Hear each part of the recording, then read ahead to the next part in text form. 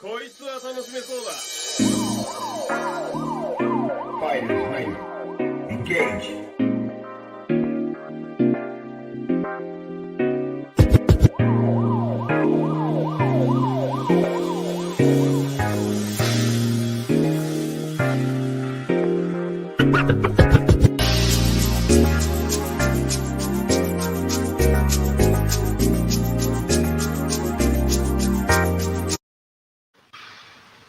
Alright, what's going on, everybody? Who 186 back again with another live stream. This is the Overrated Podcast, episode 27. I'm the co-host, Who 186, and this is my partner in crime. Yes. The Traditionalist 101. We are back. Like I said before, we are back in schedule Mondays. And like I said, it's been a really rough trying to, get back in original, an original schedule. But, everything has been fixed and taken care of. This is going to be another podcast. And I am definitely looking forward for all the topics we have for you guys today. Yeah. I'm trying to share some stuff here, so Oh yeah, so you do your share. Oh, what's up, Nintendo Gamer? What's up, Malta? Man, it's actually good to see that you all are partaking. At the very beginning of the podcast. That's perfect. Well, Malta basically wants to thank you for the DM.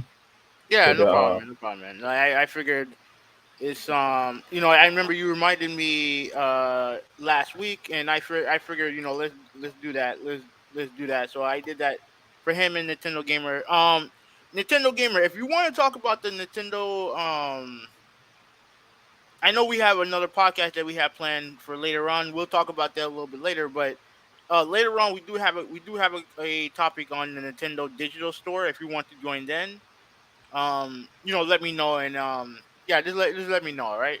But I sent you the DM just to let you know that we're live now, just in case you guys want to watch. Um, yeah. So right now I'm just trying to share this shit on. Yeah, and Malta, you could definitely join in too if you want. With the Nintendo stuff. What happened? Are you talking about the Nintendo article that we're talking about today, right? Mm-hmm. Yeah. Absolutely have a whole lot to say about that, but that's going to be our last topic. Either that or No, the last topic is Street Fighter 5. I thought you were talking about Street Fighter 6. 6, my bad. Oh, what you do? You was about to have me have a heart attack. Like what? That's the most important thing. Yeah. Absolutely. Right, but well, since Malta's here, like he can, obviously I know he's a big basketball fan, so this past weekend was All-Star weekend. Well, wait, didn't you? My bad. Didn't you have a couple shout outs that you wanted to do first? Yes. I'm glad you remembered. Glad you remember. Because you weren't going to. You weren't going to. So do your thing first, and then we can get started. Yeah. I mean, it's not a lot of people. It's just a couple of people I wanted to give shout outs to. Let me put this volume down.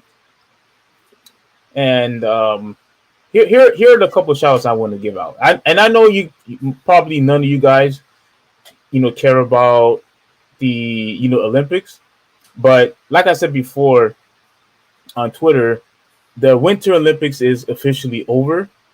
There will be no more Winter Olympics until 2026. And I wanted to give this chick here a big shout out. Let me share this real quick.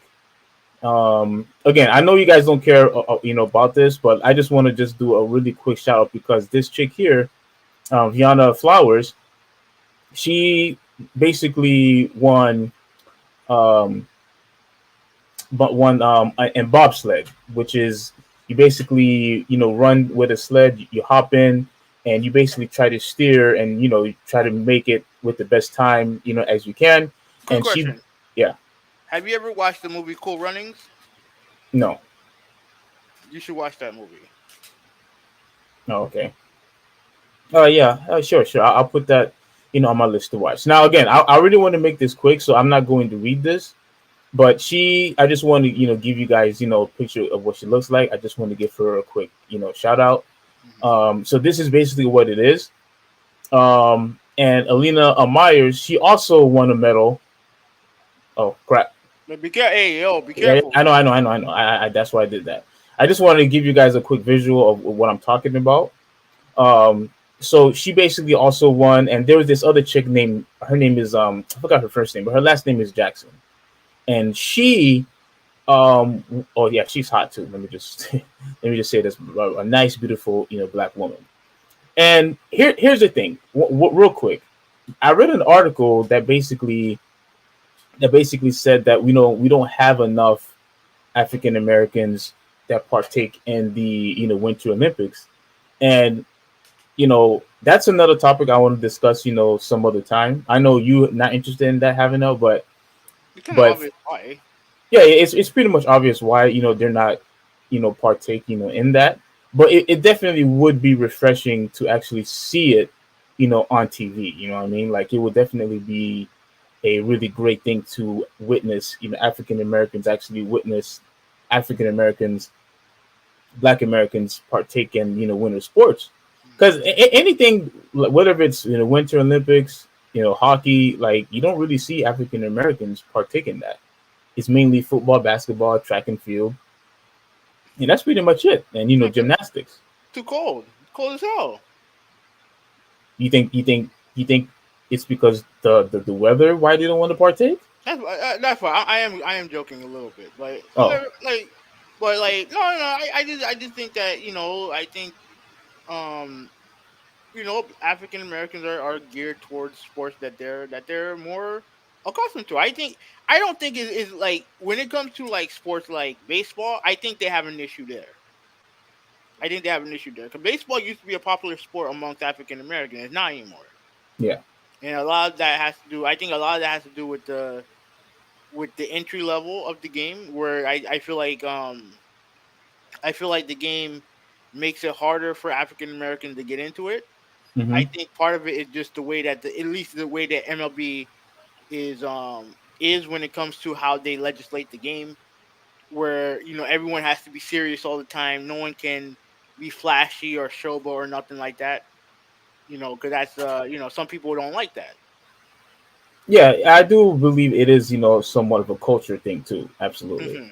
Yeah. Yeah. So, but like with other sports like hockey, I like to me, I just feel like, and there are more African American players than they've ever had, right? There definitely are more, and the NHL have done a better job of trying to galvanize that sport. But at the end of the day, I just feel like when it comes to this country, I just feel like certain kids gravitate towards certain sports. You know what I mean? Like, for example, in Brazil, the Hmm. number one sport in that country is soccer.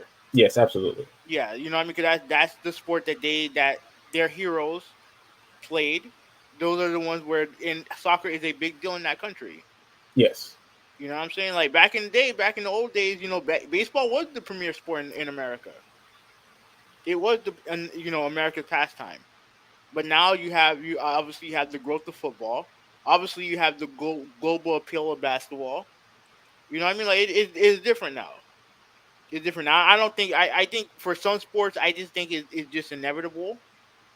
You know what I mean? I think for other sports, I think it's more of the sport not doing a better job of reaching out towards the African American community. Like for golf. Golf is Hmm. not a sport that caters to African Americans. It just doesn't. Yeah, and about the winter sports. Let me add this one last thing. You know, majority of if a person an African American person or any person who's black, they really don't really have the opportunity, not by force, but they don't really have the opportunity to partake in those things. It's because that's not what they grew up on. Yeah, Because people, whether they're from Africa, Jamaica, where are they going to practice skiing at? exactly. You know what I mean? Like there's absolutely no way they're going to practice skiing or bobsleighing or or snowboarding. Like where are they going to partake in that? Like there's unless they move. which is that's not going to happen. There's just absolutely no way. It just Yeah, it can't happen. it's more of people being a byproduct of their environment more than anything else. 100%. Yeah. So Yeah, 100%. And so one last and final shout out to this particular person. Again, this is someone that I know you don't care for, but I promise you everybody, I will make this quick.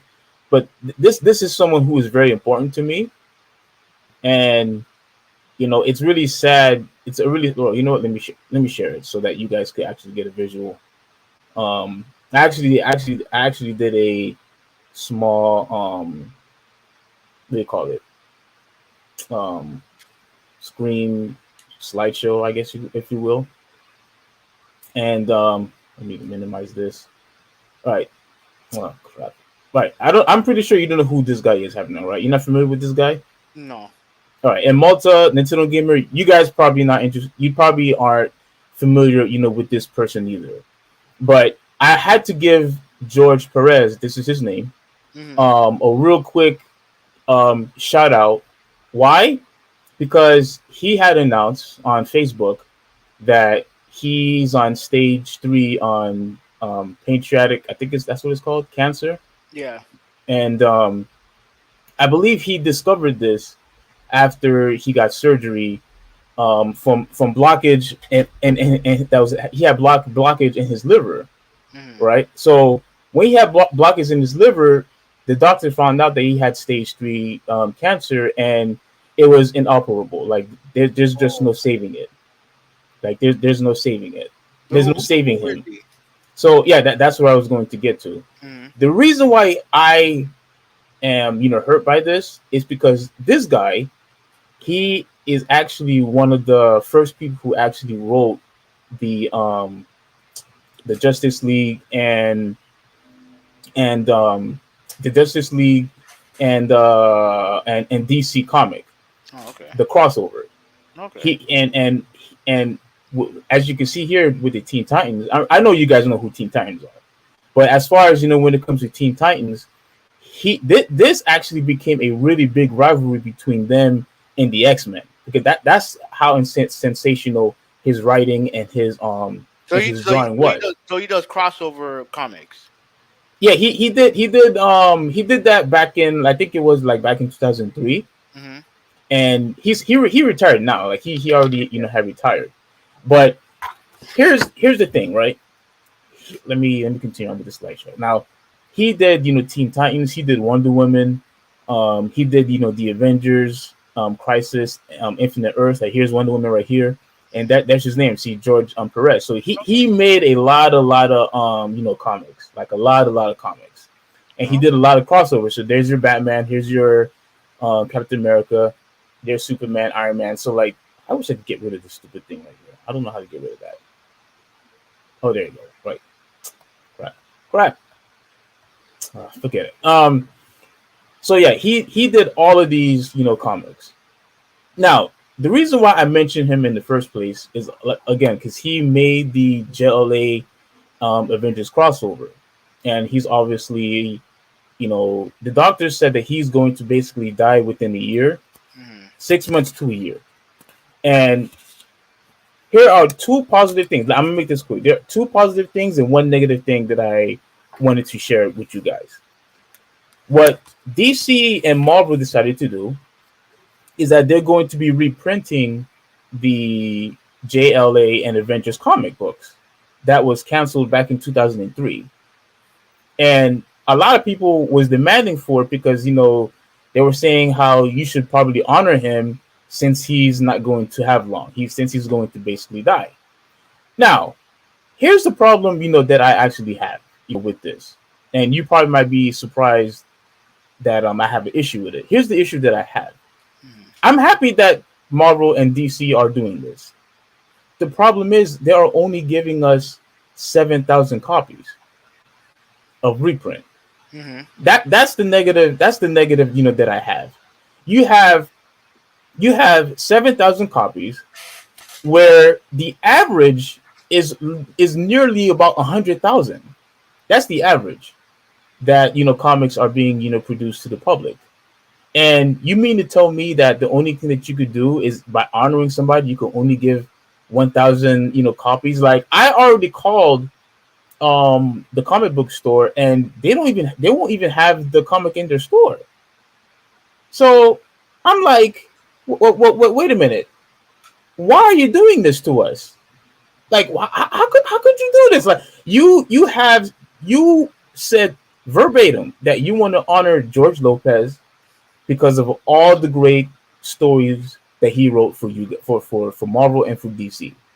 And the best thing that you could do is only give out 7,000 copies. And that really frustrated me. Again, I'm not trying to say that I'm ungrateful for what Marvel and Capcom are doing. I mean, Marvel and DC are doing, because they're actually letting bygones be bygones and actually coming together. And one of the positive things about this is perhaps that they may make future crossovers. Wait. And Is his name George Perez? That's his name, right? yeah. You said Lopez. I said Lopez. Mm-hmm. Oh, okay. This time I must have said Lopez, but I could have sworn I said Perez. In the beginning. So I've been saying Lopez the whole time. I don't know if you've been saying it the whole time, but you definitely said it one time. Okay. All right. Thank you for correcting me. Thank you. So look. So as you can see, all of these crossovers, they had epic battles, and the comics, from what I've heard, were really good. I never had the opportunity to read any of these because these came out, back when we were in high school. Yeah. Back in high school. Now that you actually have the opportunity to come together, Marvel and DC, you're only going to give 7,000. And I guarantee you, what people are going to do is buy a whole bunch of these comics and then sell them on eBay for $500, for $200. I'm not buying that thing for $500. I'm not. So I just find it to be very, very sad and very, very unfortunate that although I appreciate what DC and Marvel are doing, I think it's very unfortunate that they're only giving out 7,000 copies to the public, especially if you want to honor, George Perez. And that's the only thing, that bothered me about it. My bad for taking so long. I really wanted to give this dude a good shout out.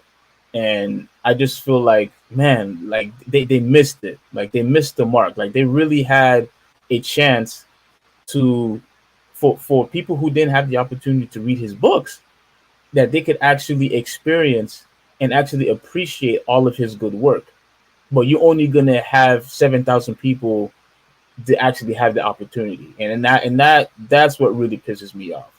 It's like freaking Marvel and DC, you can't do anything right. But I think these Marvel is mainly responsible because I think DC wanted to put out more, but from what Hero Initiative, what Hero Initiative is, they're basically a company that that basically help writers and artists who have illnesses. It's kind of like a insurance to some degree, where they help them out and things like that. So it's a non-profit organization, and they're going to be doing the reprinting, but obviously they have to have Marvel and DC say so.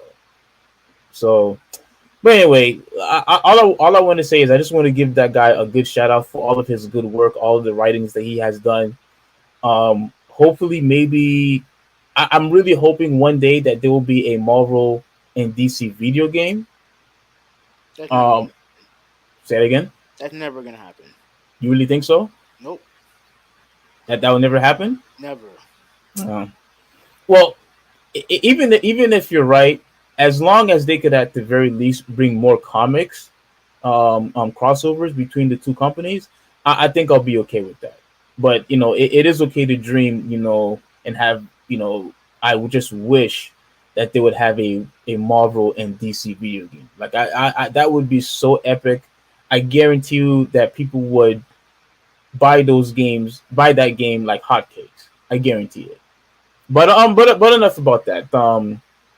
Let's move on. I just want to do a quick so one last time. His name is George Perez. In case if you guys ever want to have an opportunity to read his comics, I'm telling you, like, read some of his books. It'll blow you away. So, all right, that's pretty much it, man. All right. So All right, so to start the podcast proper, we no. You know that that's not the insult. This is want to let you know it's not an insult. Oh, okay, okay, okay. So this is to start the official podcast. The NBA All Star Weekend was pretty much what a couple days ago. You had the skills competition and the 3 point and the slam dunk stuff that happened yesterday. You didn't watch none of that, right? No. I the skills competition was actually fun. I like the skills competition. Who won that? I think the rookies won that. That was cool. I like some of the stuff they did with that. Um what else? What else did they show? The 3 point, obviously the 3 point stuff. Cat won that. So shout out to him. Um the slam dunk contest. Oh my gosh. Man, I wasted DVR space for that. Not good. Not good. Now look, I'm not one of these people who say, "Oh, end the dunk contest" and nothing like that. No, no, no. I'm not like that. But it just wasn't a good contest because you didn't really have any memorable dunks. I mean, some of the dunks were ambitious. Don't get it twisted, but it's hard to keep people's attention when you're constantly missing the dunks. And the thing is that and I think one change that they're going to do is like when it comes to attempts, right? If you attempt to dunk and you miss it, that counts as a try, right? Mm-hmm. It counts as a try. But what the guys would do is that they would try to do it, but instead of like if they know they're not going to make the dunk, they'll just cut it off. So it doesn't count necessarily as an attempt. That's what they're going to do in the future. They're going to change. They're going to change it because, like I said, it just took too long, and there weren't any really cool dunks that they did. I don't Yeah. I don't think. Yeah, I watched. I fast forwarded through a lot of it. But there was not one dunk that was a unanimous 50. At least I didn't see it. Well, like, what I was watching the highlights, Mhm. and as I was watching the highlights, I couldn't watch anymore. I couldn't even finish watching the highlights because Yeah. I'm just seeing people miss dunk after dunk after dunk after dunk, and I said to myself, "You see, this is why when you have people like, for example, LeBron James, at least before, Hmm. that don't want to partake in the dunk contest. If you have elite stars, all stars that don't want to partake in the sport, just cancel the event. Just cancel the event because watching that, and look, I didn't even watch the performance. I just watched the highlights, and I couldn't even finish watching the highlight video. Yeah.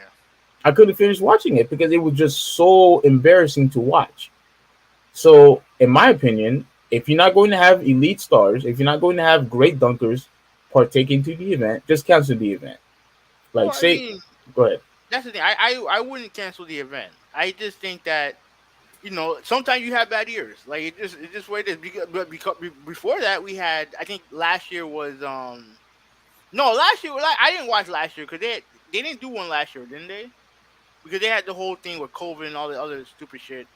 But the last one proper was Aaron Gordon and Derek Jones. Now that was a great dunk contest.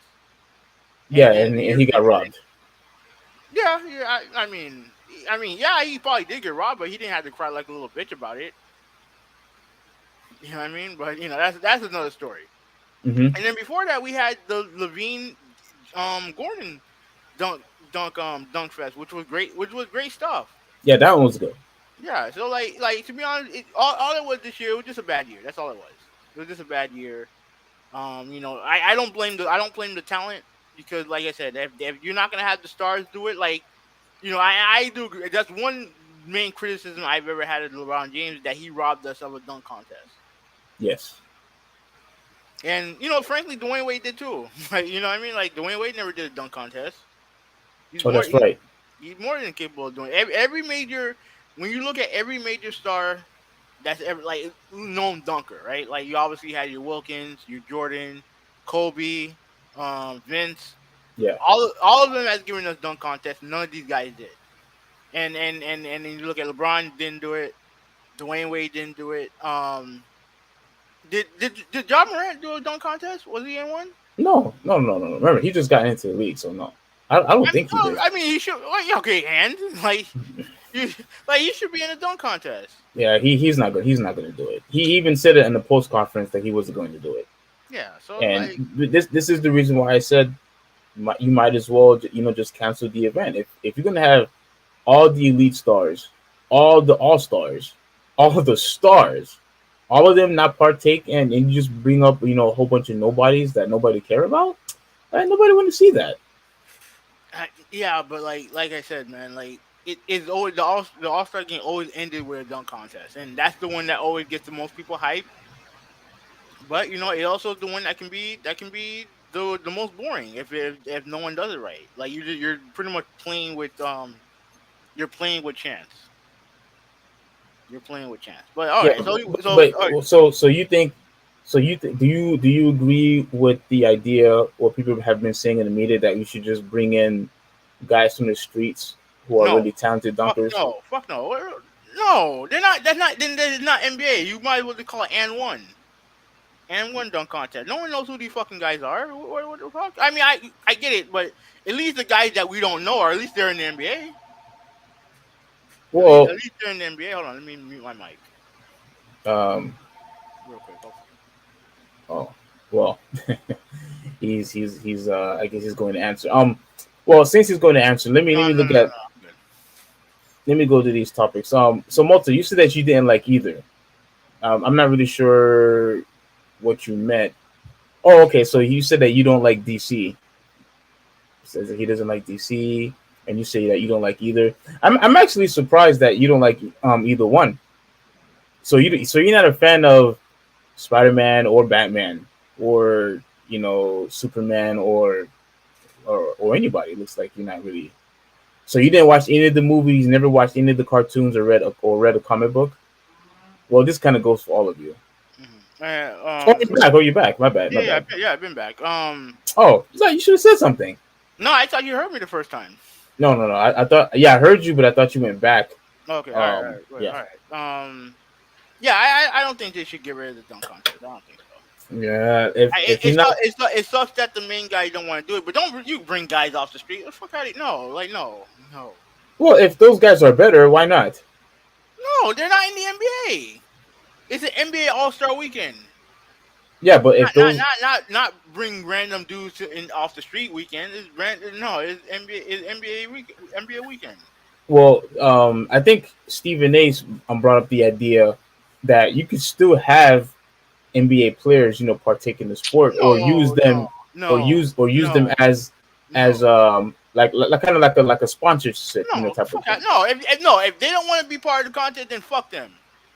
If they don't want to participate in, but yet they want to be sponsored, no, fuck them. No, no, like no. It all NBA weekend, the slam dunk contest, that's for NBA players.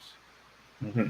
Okay, that's for NBA players. Like, like look, and I get it. Like, but even with all that, right? Look at the guys who won before, right? Obviously, he has Zach Levine. He's a star now. He's a star now, right? Derek Jones, not a star, but he's in the league. He's in the league. And then who's one before that? Yeah, I can't remember. No, but you get what I'm saying. We've had like Donovan Mitchell's participated before. So if you have a young guy, who participates, but then he becomes a bigger star, then that's fine. I can deal with that. I can deal with that. But I don't want random dudes coming out of the street. No, like no, I'm good. I'm good with that. Okay, so you don't want that. Okay. No, I don't. I don't want that. I don't want that. All All right. right. So all right, and then the All Star game. I saw the first half. Like I said, I mean All Star games are not something that I particularly care to watch, but I thoroughly enjoyed the halftime show. I thoroughly enjoyed it watching all the greats come out, and yeah, it was a great sight to see. Yeah. It was a great sight to see. I'm happy. Obviously, I was telling you before that I almost shed a tear when my No, boy D Wade got on there. no, brother. It was great. It was great to see him in the. Because remember, like Dwayne Wade, like I was telling you, he's the only one. He's the only guy on there that was drafted by the Miami Heat, right? So that's and obviously the Heat before then, obviously the Heat, was when they were born. I was 2 years old, so I've been a Heat fan since I was born, right? So watching them grow from a franchise that were pretty much not good to them getting Alonzo Mourning and Tim Hardaway and them guys, and then after those guys left, then drafting Dwayne Wade, and then watching Dwayne Wade grow into the star that he became. It was cool to see. I'm happy that I was happy to see him. I was surprised and very happy that Michael Jordan was there. Wait, why would you be surprised? No, trust me, he don't be doing a lot of these events. Yeah, but He don't be out here doing these events that much. come on now. Like you looking at all the all-time greats that Yeah, ever Scottie participated Pippen wasn't there. in the game, and you mean to tell me that? Well, I think the reason why Scottie Pippen wasn't. Yeah, I think. Well, actually, I don't know why he's not there. Yeah, he wasn't there. Karl Malone wasn't there. Who else wasn't there? There was another guy who wasn't there. There were several guys who are alive that weren't there. And Well, I'm glad he was there because he got the biggest ovation. of course, you gonna get the biggest ovation, which proves once again that people still recognize Michael Jordan as the greatest of all time. Yeah, I think, and that's funny because he did that. They did that. Obviously, the All-Star game was in Cleveland, and he killed that franchise. Yeah, He killed that franchise. absolutely. But guys who also got great ovation. Magic got a great ovation. LeBron James got a great ovation. I think Isaiah Thomas did too. Well, of course, LeBron's gonna get a big ovation. I mean, it's in Cleveland. Oh, I mean, we're not gonna pretend that they always liked him, but but with that said, he did bring them a championship. So yeah. And it's funny. I don't like when they were doing the announcements of the players. The last one that was announced was Jordan. So he obviously was yes. gonna, he was the last one for the guards. LeBron James was the last one for the forwards. I forgot who was the last one for the center. I can't, dude. I cannot remember. I don't remember. Oh man, well, no. Yeah, I don't remember. But yeah, but it was great to see. It was a great moment, and I'm like I said, I'm glad that I watched it. So. Did you see when when Ray Allen passed by KG? Yeah. I saw the Twitter. I saw you post that. Oh, okay. You saw me post that. Yeah. I mean, bro, it is what it is at this point with that guy. It is. Oh my gosh. Do you think it'll be okay to share that real quick? No, I wouldn't do it. Okay, all right. I wouldn't do it. But yeah, to see him that, I know for a fact he knew that KG was there. I know for a fact he knew. But why would you extend yourself out to him when he clearly wasn't looking to dap him up. He clearly wasn't looking to dap him up. So if I were Ray Allen, I would have done the same thing. You would. I mean, don't you think that maybe a very special event like this, that it probably should have been an exception? It should have been, but if you see a guy who's looking up at the sky, I say fuck you. Then fuck you. Then fuck you. Then look, Ray Allen got 2. He got 1. He should be. He'll be fine. Well, it's that one extra one with the look. If he had gotten another one from a completely different team, he would have been perfectly. Oh, he says having he want me to. All right, then share it then. All right. But yeah, but like I said, man, it's not. What more can Ray Allen do? Like Ray Allen's the one who's always said, he doesn't harbor any ill will towards them. Is everything that you hear is from Kevin Garnett. He's the one that harbors the ill will. So what can he do? All right, so this is it right here. Mm-hmm. Oh, wait. Let me play it again. He daps LeBron, passes KG. KG looks up in the sky. So it's we're playing it back to back. Okay, so you see now the thing is now. Oh crap! Let me do this real quick. Now keep in mind this is Paul Pierce. Yeah, he didn't dap Paul Pierce either.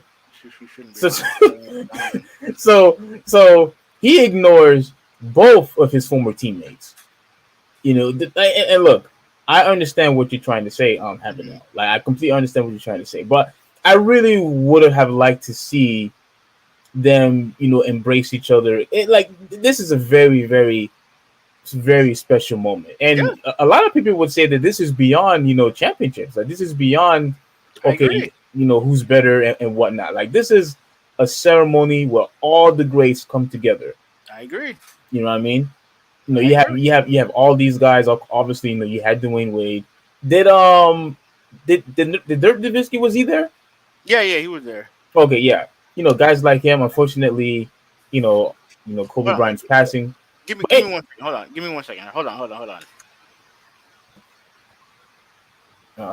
I guess he had to go again.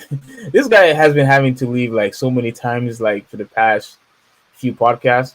But yeah, so Ray Allen dabs LeBron, completely ignores KG. KG looks up in the sky, and Paul Pierce looks up in the sky also. Oh my goodness! So Paul Pierce looks up in the sky as soon as Ray Allen approaches. He looks up in the sky, and I think KG is looking at Ray Allen. I'm not 100% sure, but Ray Allen knows those two guys are right there. Oh, yeah, of course he knows. He Oh, knows. you're back. Oh, dude, Yeah, dude, where did you go? I just went to go answer the door. Oh, okay, okay. But yeah, so Ray Allen is here. LeBron James is here. Paul Pierce is looking up in the sky. Like, come on. What do you guys do? Why are you guys acting like children at a special time like this? Yeah, man. So, yeah, he Some looks things up. never. He looks back down once Ray Allen leaves. Look at this. Now he looks back down, and now KG looks up in the air. Like, dude. All right, let me get out of here because I don't like seeing this. Like, you had a crew who won a championship together, who basically was saying that, oh, we're family, we're the best of friends, we'll always be there for one another. This is Until brotherly. until until one player decides that he wants to go win another championship with a better team. Yes, What happens? and like we said before, I don't want to go off topic, but I guarantee you, and you agree with this. I think you even said it that if he had gone to any other team, their friendship would have been fine. Exactly. That Yeah, I mean, Garnett even said it. Garnett even said it. Like if he had gone to another team, then it wouldn't be the same. It was he had to go to that team. yeah, So I mean, look. To me, Ray Allen did nothing wrong here. Like he can't control how those other guys feel. He can't control that. The team multiple times tried it. He was always when the big three was doing their thing, right? He was the one that was always in trade rumors. They actually traded him to Memphis, and then the trade got axed because I think someone failed the physical. You know what I'm yeah, saying? And then he decided to make a decision to help him, and they get upset about it. There's nothing he can do. There's nothing they can do. yeah. There was absolutely nothing that they could have done. But again, I think it's once again it's very unfortunate that they could not at least come together at least just this one time where you're surrounded by all these great players, former players that you look up to, and you actually get to partake and be next to all these greats. With this, something like this will probably never happen again. Not with all these players all at once. Not for at least not for the next 25 years. Yeah, yeah, like with your Magic Johnson, Isaiah Thomas, like the list goes on and on. Jordan, Dirk And Nowitzki. I mean, like even for example, Magic and Isaiah were best friends. Before they got into the league. Well, yeah, before they got to the league, they were best friends, Hmm. right? And then obviously competition, between them hit, and they fell out. And I remember when Magic announced that he had HIV, Isaiah wasn't exactly supportive of him. Because back in the day, HIV was like kind of like one of those diseases that only, at least according to what some people thought, only gay people got. Yeah, I remember. Yeah, so he wasn't exactly supportive of Magic Johnson. So over a couple years ago, they had a conversation that I think they televised it, and they're friends now. They're back to being friends now. Yeah, You know what I'm that's saying? And I mean, you look at, I mean, I don't know if you knew this, but Jordan and Barkley used to be best friends too. I remember. Yeah, not Yeah, so much anymore. yeah. And I don't know. I mean, obviously Barkley was there. Jordan was there. I don't know if they made amends, but it is great to see. Like Michael Michael. Taking picture with Magic Johnson. You know what I'm saying? Like, Oh yeah. yeah, it's nice to see LeBron and Michael Jordan embrace each other. hmm You know what I'm saying? You're what you're watching. You're watching some of the greatest athletes in that sport to do that, and they're embracing each other. Because they have one thing in common, which is how great they were in basketball. Yeah. Like they were pretty much like one of the best of the best. There, you had guys in there who were best in their positions. You had guys in there who had excellent signature moves. You had guys over there who were complete. A lot of them, box office. You know what I'm saying? Like, so it's like come on, dude. And look at it like this, like Carmelo Anthony is there, right? Yeah. Yeah, he was there. Okay, okay, and then Chris Paul was there too, right? hmm All four of those guys, best friends, they all were there. And you sure that was a big thing. That was a big thing for them. Yeah. You know what I'm saying? Like, and Absolutely. some rivalries never die apparently. So Yeah. Yeah. Unfortunately, but oh, but I mean, it was still good to see though. absolutely, absolutely. But with all that, the NBA season is right now technically at the halfway point. Um, I think my Miami Heat are number one in the Eastern Conference. The Phoenix Suns are number one in the Western Conference. Even though I know Chris Paul is hurt, so he's probably gonna be reevaluated, and pretty much 2 months basically. So so we'll see what happened there. But there is one team that was creating news this week, and that was the LA Lakers, right? Yeah. Now, Again. yeah, first off, Anthony Davis is hurt again, Again. unfortunately with the ankle injury. Apparently, it's worse than they thought. I think he's gonna be gone for a month, and then he'll be reevaluated afterwards. Um, and then there's been some talk about what was going on between LeBron James and Lakers GM Rob Pelinka. Like, they didn't make any moves in the deadline. They don't really have the flexibility to make any moves in the deadline, right? So I think Pelinka made a statement where he said that everyone, and he included LeBron, was okay with staying pat and trying to fix that, right? hmm And apparently, LeBron James, because we know that he's passive aggressive, right? He made a couple slight comments about, you know, um, you know, I think he praised the Rams GM for going all in on a championship, and then he had some praise for what's that dude's name? Sam Presti, who's the GM of the Thunder, for doing a great job. And there's definitely some stuff going on in LA, Yeah. right?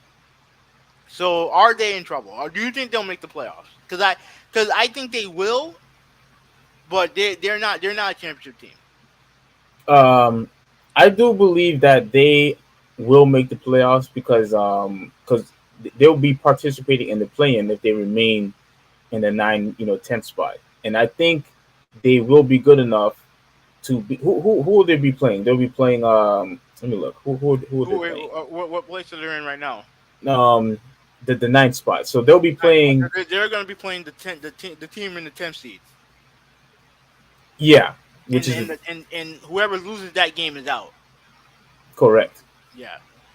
Yeah, and then they'll probably either end up playing either the Clippers or the Timberwolves. Hmm. And I think they're good enough to beat either of those teams. You think they're good As enough?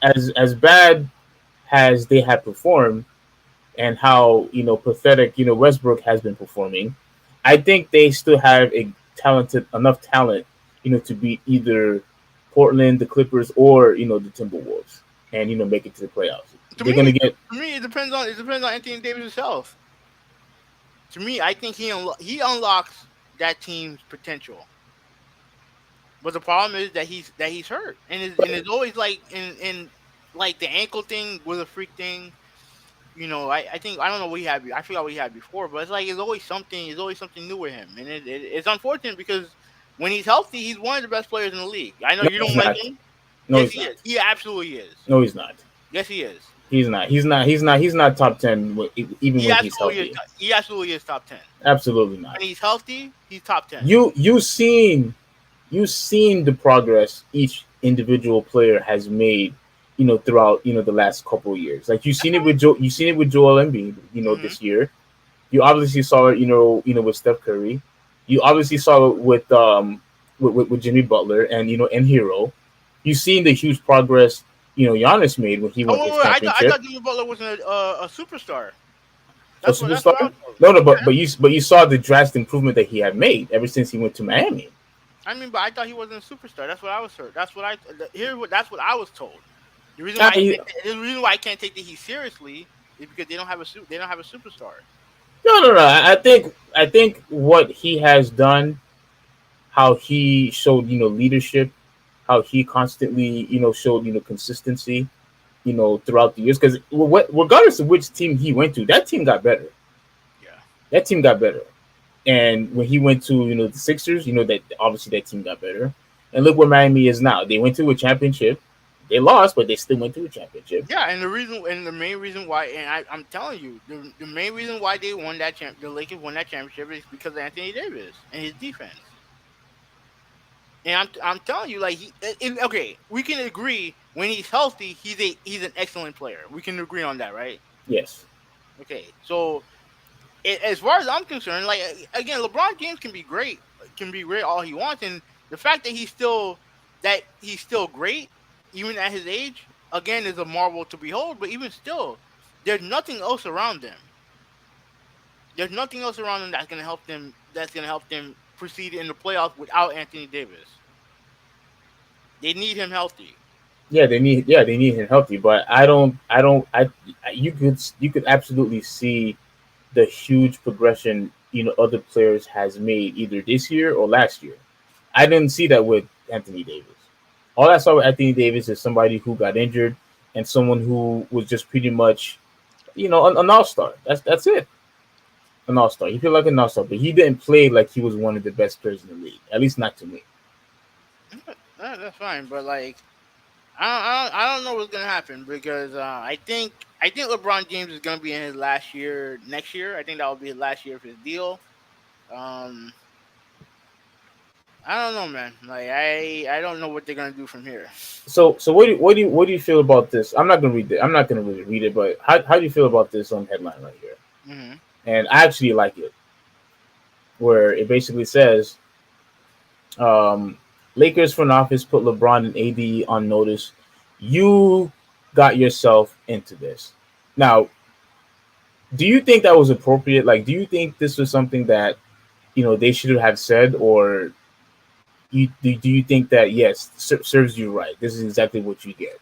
Well, I mean, look, I don't know if that's exactly what was said, but it is what happened. Like Anthony Davis wanted to go to LA. They had to give up a lot for him to go to LA, and like that's pretty much what happens. That's what happened. Hmm. You know what I mean? And we're not gonna sit there and pretend that LeBron James didn't have nothing to do with that. You know what I mean? Yeah, and this is the reason why that I actually like what the Lakers did. Like the Lakers are basically saying, "Look, LeBron, we basically gave you what you asked for. You wanted Anthony Davis. Anthony Davis wanted to come here. You wanted Russell Westbrook, so Russell Westbrook got here. Now that you got yourself into this, only you can get yourself out. And the only And way you can get out is and it. Go ahead. I guarantee you, LeBron James don't see it that way. But Like I said, everywhere that dude goes to, there's always some type of drama. Drama follows LeBron James. also And winning, look, also winning. well, you said also winning. Hmm. Oh, okay. I didn't know losing more championships than winning more championships is winning. But oh, okay. I mean, I if mean, that's I your mean, if that's your okay. definition of Well, winning, is okay. That's fine. who's been in more championships than him?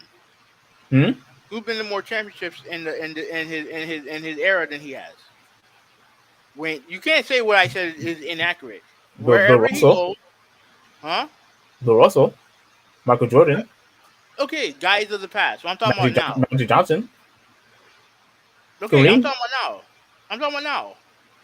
You're talking about now. I'm talking about those guys. I'm talking about one of the greatest player in his generation. The greatest player in his generation. He's been in more championships than anybody in his era. So That's when fine. yeah, drama follows him wherever he goes, but so does winning. He won 4 championships. That's fine. Yeah, that's fine. He's won how many championships did Cleveland win before him? Um, All 0. right. Yeah, 0. All right, and the Lakers was a joke before he got there.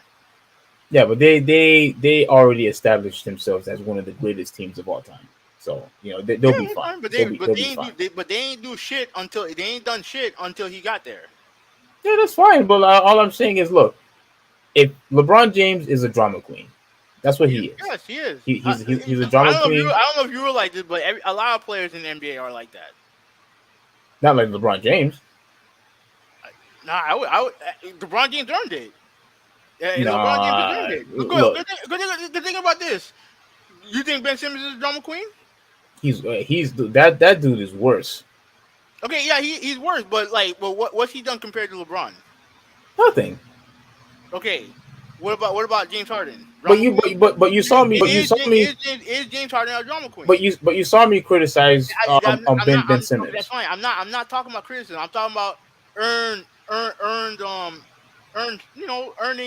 the right to To cause trouble. to call your shot. So you mean no. What you mean is you're good enough, so good that it's okay for you to cause trouble, cause turbulence in your organization. That's what you're basically saying. If you have the stroke, yeah, you can. No, I don't buy that. Especially what LeBron James did when he gave your coach Eric Spoelstra a nice big elbow drop. Mm-hmm. But guess what happened? And got David Black fired despite the fact being in first place. Yeah, this is drama. This is drama. But what did they do after they got rid of David Black? What did they do? They won, but you don't know if they would have won with David Black. Hey, that's fine. But would you have won? You don't know if they would have won with David Black anyway. I don't know if they did it. I don't know if they are exactly. But the fact is that they did. That's fine. They did. And that's fine. My thing is that if it's worth it, if it's worth it, you deal with it. If it's worth it, you deal with it. Yeah, they're going to deal with it now. They're dealing with it now. Since you you orchestrated this, you wanted Russell Westbrook, you wanted AD, so this is what you get. So fix it. You caused it, fix it.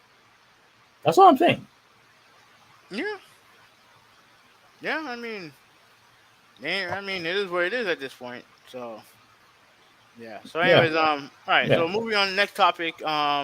What do you have to say about Stephen A. real quick? Oh, so you actually okay with me reading it? Let me can I read it? Might as well. Yeah, I mean, you're the one that want to talk about it. So you might as well. Let me see. I think you have a couple of comics that you should probably read. No, we're good. Like, Malta said that the Billy Hill deal was on the table. I'm assuming he was, but I'm assuming it was, but like they went with Westbrook. They went with Westbrook. Okay, so here on Outkick, the source that you hate, Stephen A. told ESPN bosses that he'd leave First Take if they kept Max Kellerman on.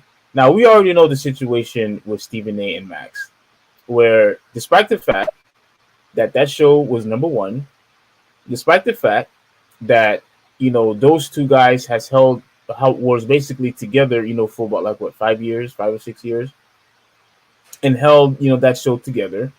And despite the fact that Stephen A. got a nice big contract, he still wasn't happy. And it basically says here that Stephen A. Smith did not like working with Max Kellerman, like we know. And on Wednesday, Smith told Sirius XM Mad Dog Unleashed with Chris Russo to discuss the behind-the-scenes working of First Take, Smith's daily television show. Smith and Russo conversed about Kellerman's exit from the show last year, as well as First Take's new rotation in which Russo would appear. As Outkick first reported, Smith had tried to get Max Kellerman kicked off the show since 2018. That I didn't even that I didn't know. I didn't know about this. What happened? Multi wants to know what happened between Stephen A and Max. Oh, you go ahead. Tell him. I'm Tell not. him. I don't care about this topic. You can do it. You can tell him.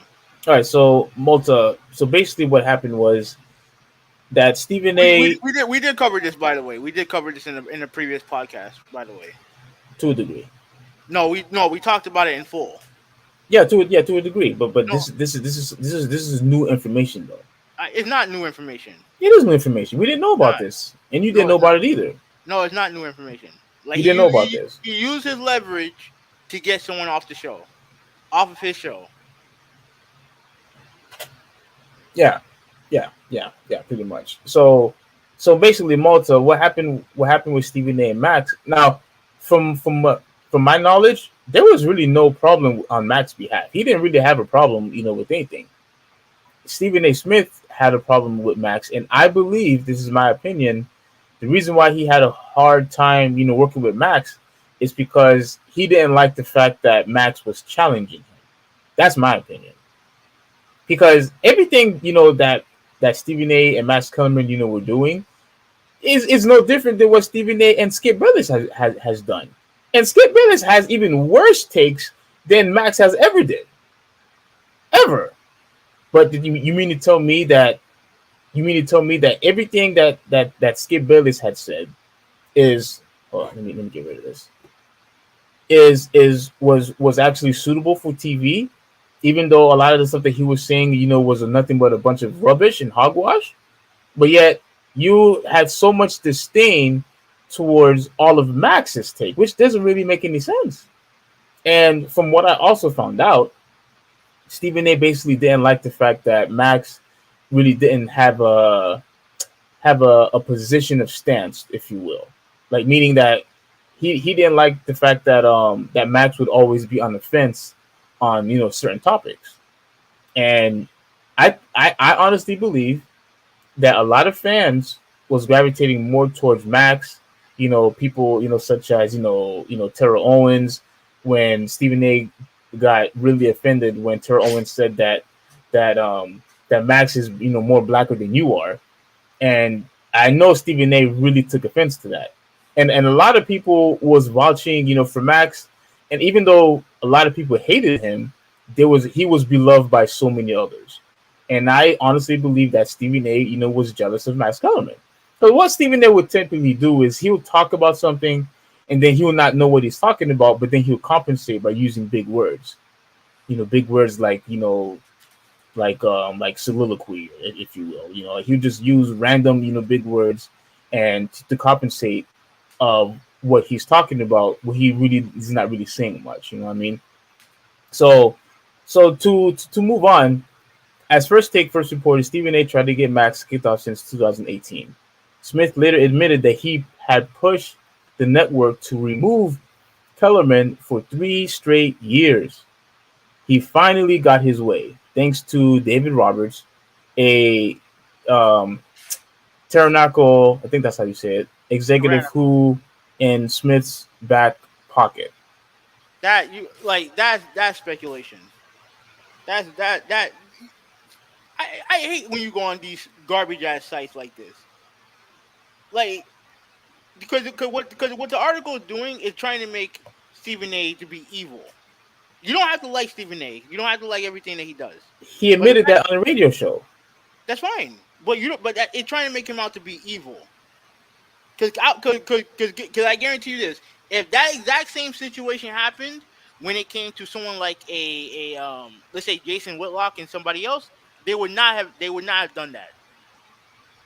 They would not have put that on there because Wait, Jason Whitlock? Yeah, because you want to know why? Because this is a right wing site, and they don't like Stephen A.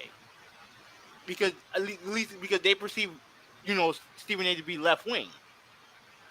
This is why I don't like it when you go onto these garbage ass sites, because you read garbage like that from garbage personalities like Clay Travis. The only reason why you don't like it is because it's right wing. If it was a left wing, if it was a left wing site, you would have been perfectly fine with it. I don't read left wing sites either. Mhm. I don't read left wing sites either. Okay. But the thing is that they have, because the problem is that what they do, what Clay Travis does, he makes the media seem like it's left wing because it's left wing, to dismiss them so that people can go on his site. Well, but is he right about that? It's the same strategy that Fox News uses. Isn't didn't you admit that most of the media, ESPN, for example, is left wing anyway? Yeah, because people who are educated tend to lean towards left wing. Are you serious? No, I'm being dead ass serious. People who are college educated lean left. It's not knock on the right wing. It's not knock on the right wing. It is a knock on the right wing. No, it's not. Those are just facts. No, I think you're trying to make it seem like right wingers are Trust me. ignorant No. Yes. No. Yes. No. Just a minute. It's okay. No. Because if I said, I don't have a problem saying it. I would, if I meant it, I would say. You know that. You know me. I'm not gonna pussyfoot around on any topics about anything. Mm-hmm. The facts are that if you are college educated, with the learnings of college, tend to lean left. The problem is that Fox News and Clay Travis knows that. So what they do is they try, in order to get the base that they want, they have to lean right, so that they and tell people, oh, everything that you learn from the mainstream media is left. So you go right, so you can gravitate towards us. It's the same strategy that Fox News uses. Now back to this topic right here. Go ahead. What I want to know, what was the problem of what he said? What was the problem? Because Stephen A. basically said the exact same thing in the radio show. No. My problem is the way that the phrase that is being worded. That somehow he got involved because David Roberts is who's in Smith's back pocket. He has no fucking clue if that's true or not. He's just saying that so that they can make Stephen A. look like he's some evil person. That's the only reason why they're doing that. The reason why Stephen A. Smith got his way is because he's the guy who gets paid the most money. He's the one that creates the buzz. Did he get Max kicked off? Yes or no? Yes, he did. Okay. Yes. I don't really see what's the problem is. At the end of the day, the reason why is because of this comment right here. About because he's in David Roberts' back pocket. Like, fuck out of here with that bullshit. He gets paid the most money out of anybody there. Trust me. He's pulling some type of bullshit. He's pulling some type of bullshit. Look, at the end of the day, Stephen A. Smith used his power, yes, to get rid of his co-worker. Yeah, that's what he did. Yeah. To me, that's evil right there. To me, if that's not evil to you, that's fine. But anybody, that stuff happens all the time. Listen, anybody that gets somebody else kicked off of a show, your job, right?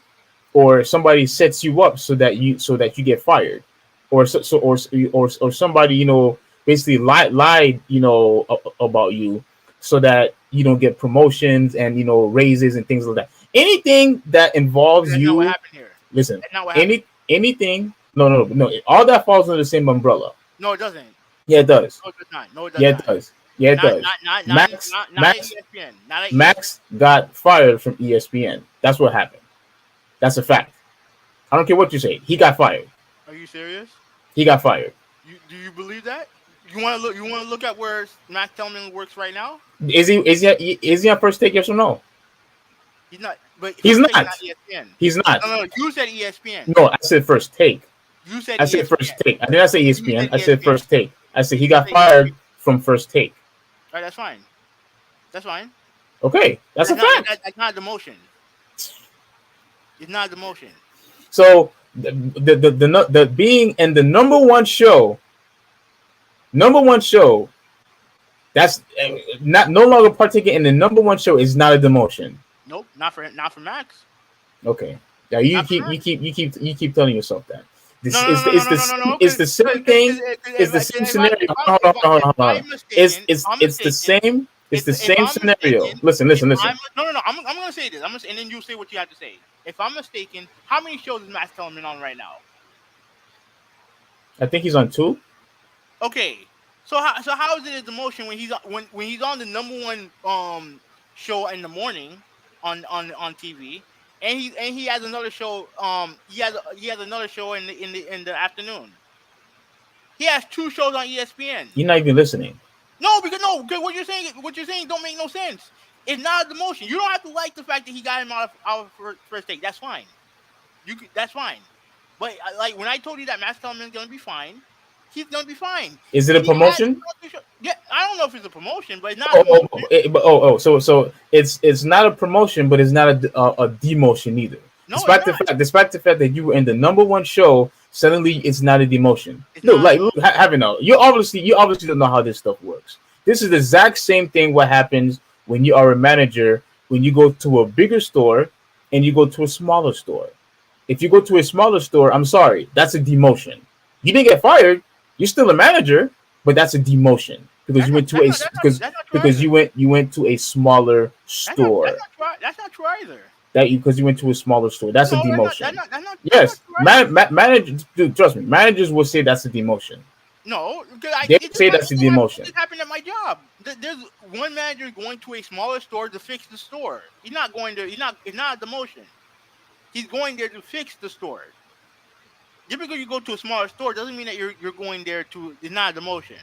Right, that's a demotion to me. A demotion is getting a lesser job. That's a demotion. Listen, that still classifies as a demotion to me. Well, to you, not with facts. Managers have always said, going from a much bigger store to a much smaller store, that's a demotion to them. And I just told you that I have a manager right now who's going to a smaller store to fix that store. So it doesn't matter. It doesn't matter what the reason is. He went to a bigger store to a smaller store. That's a fact. That's a fact. Which means smaller stores. Typically, smaller stores, you get less bonuses, less money when you go to a smaller store. I mean, from a bigger store to a smaller store. That's a fact. I mean, you don't know that for a fact. It depends on the business. Will you stop being stupid? It depends on the business. Stop being stupid. All right. It depends on the business. Stop. No. You're the one that's saying, "Oh, it's a demotion." Me, the fact that it's not a goddamn demotion. It is a demotion. A demotion is when you lose, when you go down a peg in your job title. If you go from a general manager to a manager, that's a demotion. That's a demotion. That's an actual demotion.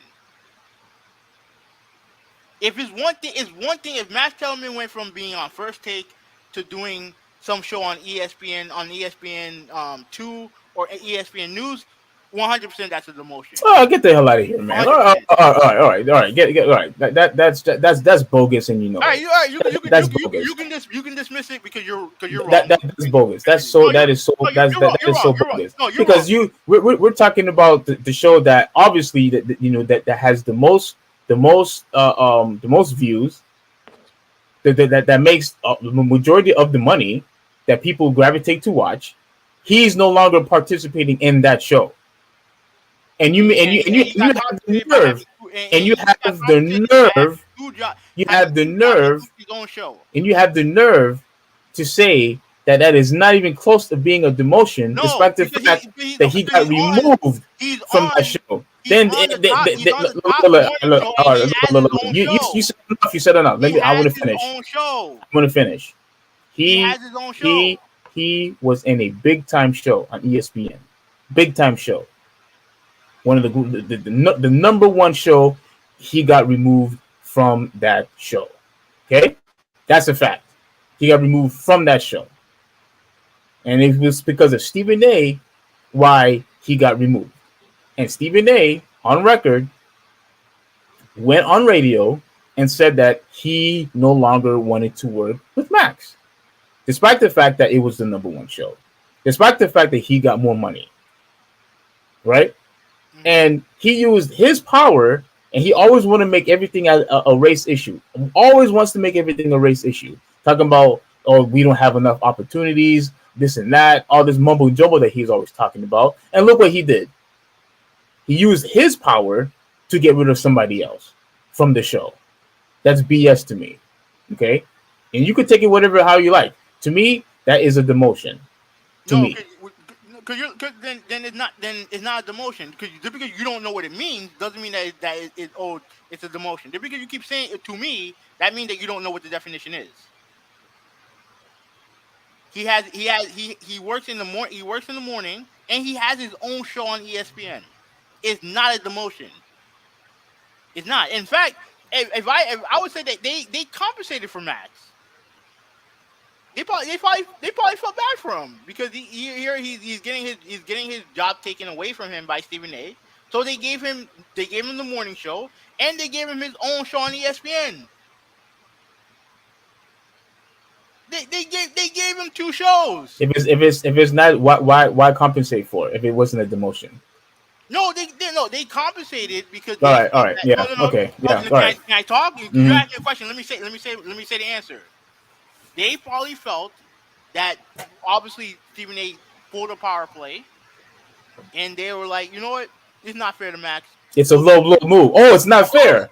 Steve, I never said it wasn't. I never said it wasn't. All I said is that it's not a demotion. I didn't say it was a bullshit move. I didn't say that it was not a bullshit move on Stephen A's part. It's a BS move. It's something that was unfair. Yeah, all this other stuff. But okay, it's okay. But it's not a demotion. That's my argument. Mm-hmm. My argument is that it's not a demotion. Mm-hmm. That's all I'm saying. If someone decides that they want to get rid of me from a job, but yeah, I get a better job. I get like a better job. No, it was not a better job. Cut the crap. I would argue it's cut the crap. Cut the crap. It's not a better job. It is a better job. Cut the crap. Cut the crap. I would argue it's a better job. No, you just talking, a bunch of nonsense because you know for a fact that it's not a better job. It is a better. I would say it is. Yeah. Now you do. You work in the morning. No, you work in the morning with 2 people who you don't have a problem with, and then you have your own show on ESPN, as opposed to working with a guy you don't want you there. To me, I would say that's a better job. We know that First Take is a high profile show. Like, I'm not arguing that. But if you honestly think that you would rather work at a high profile job, a high profile show with someone who don't like you. No, if I'm gonna make the same amount of money, if I'm gonna have my own show, I'm perfectly fine with that. 100%. If I'm Max Kellerman, I would be happy because at the end of the day, you got. I mean, look, you got your job. You got your job. You got your own show, and you don't have to work with Stephen A. no more. Well, he didn't have the problem with it. Stephen A. had the problem. I mean, honestly, Max Kellerman has said nothing about this. Yeah, exactly. He didn't say anything about it, and the fact that you want to get rid of Max, and I'm going to say this again, regardless of how you feel, but yeah, you keep freaking Molly, Querum, whatever her last name is, the one who you obviously displayed on TV how you've been annoyed by her, how other guests how other guests who gets annoyed by her, but yeah, you keep her despite the fact that you even admitted on the show how annoying that she could be, and you keep her, but yeah, you had a huge problem with Max. Like, look, that dude is a fraud. Okay, that dude's a fraud. And you said this. And you said all of this the first time we talked about it. It doesn't matter. The fact that he actually said that he would have wanted to leave the show. Look, because again, I already told you all the great stuff that happened to him. This dude gets to travel everywhere. This dude had a massive, large contract. Just talking crap. Basically, has a large contract just for talking crap. That's what he has to do. Talk garbage. Put on the suit on and talk garbage. And you mean to tell me that's none of that is enough for you? None of that was enough. You wanted to get Skip Bayless back, and after all the outrage that you constantly give him on the show when he was in They're first take. friends. They're Listen, friends. listen, listen. Okay, look. They're friends. I don't think Max and Stephen A are friends. I think even says it later in the article. Like they're not friends. They're not buddy. Like Stephen A and Skip Bayless are legit friends. Listen. The fact that he was still able to handle all the crap. Because look, you talk crap about Skip Bayless. You always I'm say not a that. fan. I don't like him. Yeah, you always talk about that you hate him, and you. Well, I don't know if you said you hate him, but you always say that you disliked him. You dislike his takes. This and that and this and that.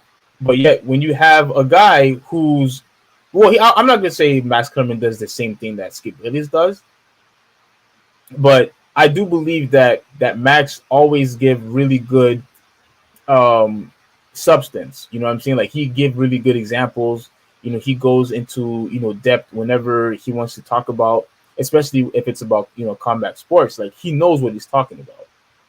Stephen A. Smith, and in a lot of cases, he doesn't know what he's talking about.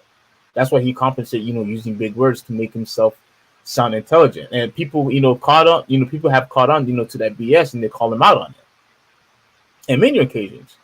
But at the end of the day, when it comes to this, I think it's a BS move that he removed Max, and yet he kept, Molly Querum. Because look, I guarantee you, he could have used his power to get rid of both people.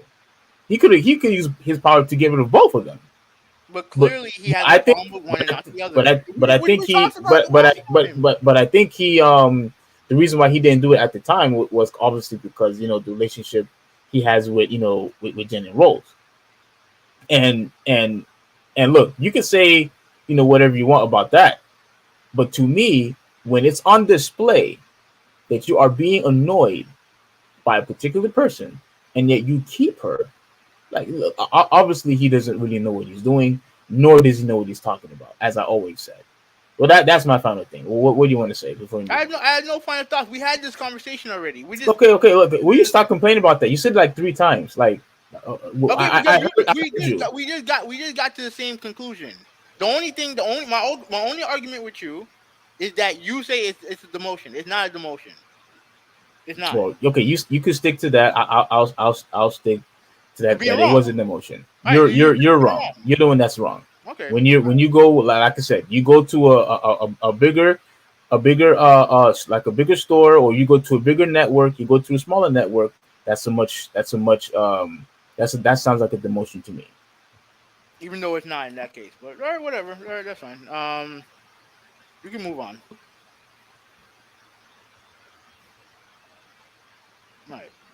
All right. So, Juwan Howard, former champion with the Miami Heat. Shout out to him. Even though I can't defend him in this case, I just can't. I can't defend him on this case. He got into an altercation with the Wisconsin head coach. I don't know the name of the coach. I guess I'll just have to read the article. And this in just now. I don't know if this article covers it, but Juwan Howard has been suspended for the rest of the season. Right. So I think there's like 5 games left. He got suspended for the rest of the season. That just happened just now. I don't know if it covers it here, but that's what happened. All right. So I'll read here from CNN. Michigan men's basketball head coach Juwan Howard threw a punch during the post-game handshake after his team's game against Wisconsin on Sunday. Following the Wolverines' 77-63 loss to Wisconsin Badgers, Howard and Wisconsin head coach Greg Gard shook hands, and Howard could be seen saying something to Gard. Now, here what since I don't want to risk showing the video. Here's what happened, right? Well, There, why can't you show the video? I don't want to get copyrighted, and I don't think the video is embedded on here. Is it? Actually, yes, it is. Oh no, that's just a picture. My bad. Oh, Um, yeah. So what happened was that they were gonna normally after every college basketball game, they do like a line where they shake hands afterwards, show good sportsmanship or whatever, right? So what happened was the coaches shook hands, right? And I think the coach what the coach did, I think the coach guard wanted to explain to Howard why he called the timeout with 4 seconds left, right? And I guess Howard wasn't The in the guard. mood. What do you mean? What do you mean by saying the guard? No. Greg Gard. Oh, okay, okay. That's the guy's name. He And I think he. Okay. yeah, and I think Howard wasn't interested in hearing the explanation. I'll read. I'll continue reading. Guard grabbed Howard with his left hand and stopped the Michigan coach from moving to the next person to shake hands with, which seemed to anger Howard. After arguing for a few moments, the two were separated before another Wisconsin assistant began shouting at Howard. Shortly after, Howard threw a punch towards a member of the Badgers coaching team, which I believe was that assistant that started yelling at him, Mm-hmm. sparking, pushing, and shoving between both sets of players and staff. Guard spoke to CBS Sports postgame on the court to explain his perspective of the altercation. Apparently, he didn't like that I called a timeout to reset a 10-second call because we only had 4 seconds to get the ball over half court, Guard said. And I didn't want to put my backups I had all my bench guys in the game. I didn't want to put them in a position to scrambling with only 4 seconds left. Let me stop this right now. It's 4 seconds left. You're up by fucking 14 points. Who the fuck cares? Just get the ball over half court. If you can't, then give them the ball. They're not gonna score a 14-point play. Fuck out of here with that bullshit. Yeah. All right, so continuing. So I took a timeout and a new 10 second to help them get organized and get the ball in. He did not he did not like that when he came through the handshake line, so I'll leave it I'll leave it at that, and the tape will show the rest. Howard addressed the incident in the post-game press conference. I didn't like the timeout they called. I'll be totally honest. I thought it was not necessary at that moment, especially with it being a large lead. I thought it wasn't fair to our guys. Basically, I addressed I addressed with the head coach that I would remember that because of that timeout. For someone to touch me, I think that was very uncalled for him to touch me as we were verbalizing and communicating with one another. So that's the end. That's what ended up happening. That's what escalated it. University of Michigan athletic director Ward Manuel released a statement at the end of the game. Let's see. See. What Okay, hold on. I am aware and watched the end of our men's basketball game, Manuel said. There is no excuse for any of our staff or student athletes to get into a physical altercation with others, regardless of instigating factors. I reached out and apologized to Chris McIntosh and Michigan President Mary Sue. Coleman has reached out to the UW Chancellor Blank to apologize for the total unacceptable behavior. We will review the situation more thoroughly and work with the Big Ten Conference as they determine the disciplinary actions and will determine the future disciplinary actions are warranted. So that's pretty much it. Um, yeah. So pretty much, look, I saw what happened. At the end of the day, there is no excuse for punching somebody. No, no, Like no, no, stop, stop, stop, stop, stop, stop, stop, stop, stop, there's stop, no stop, there's stop. no Look, excuse look, for look, punching. look, look, look, look, look, look, look, look, look. I'm pretty much certain I know what you're going to say. That everybody knows that there's no excuse for throwing punches, slapping somebody, pushing somebody. All that is fine and dandy. Since when has ever, whether it's players or people who got into fights, with the exception of what happened with Indiana, because they went to obviously to the stands and whatnot. But even when it comes to fights and brawls, I can't even say the name now. When it comes to somebody punching somebody, Hmm. I never heard of of a player get suspended for the entire season for throwing one punch. Hmm. Why in the world that this is going to happen to Howard now? When even in recent past, when punches are being thrown, they get suspended for like maybe about a week or 2 weeks or 3 weeks, whatever it is. Never the whole entire season. I I don't mean, understand. it's 5 games, so it's like pretty much they're just suspending him for the rest of the season. There's like 5 games left.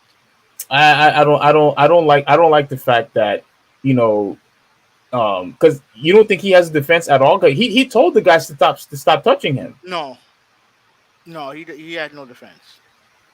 Listen, if the guy tells you to stop touching him, and then the guy doesn't want to stop touching you, No, they were separated. Like the person he punched was not the guy who grabbed him. He punched another assistant. Who oh, was that's right. I remember the guy that he punched wasn't the one that was grabbing him and touching him. Yeah, I remember. It wasn't the coach. It was one of the assistants who I for some reason decided to escalate the situation. He instigated the situation. Yeah. He's not going to get suspended for that.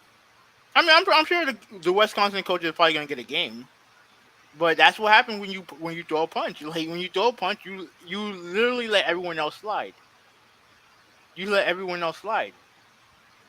Like the question is, should he have gotten fired? That's the main question. No. You think he should have gotten fired? I would not do it, but if he did, I wouldn't. I can't. Sit there and say, "Oh, it's not justified." Okay. Let me ask you a question. Mm-hmm. So why is it different from a coach than a player? Why? Because they're held to a higher standard. No. Wait. No. Wait. Hold on. So there's a rule that says that because you are a coach, you're going to get fired. You should get fired, but yet a player only gets a suspension. How's that fair? I mean, why isn't this? Why can't the punishment be held to the same standard for both? Because they're not held to the same standard. I'm sorry, I don't buy that. I mean, that's fine, but like that, they're held to a higher standard. They should be. They get paid a lot of money. More likely more money than the kid. Obviously, college players now they can get something, but coaches are held to a higher standard because they get paid the money. They're the representative of the college, and it's not a good look. They have your coach punching someone and punching somebody. It's never a good look. Mm-hmm.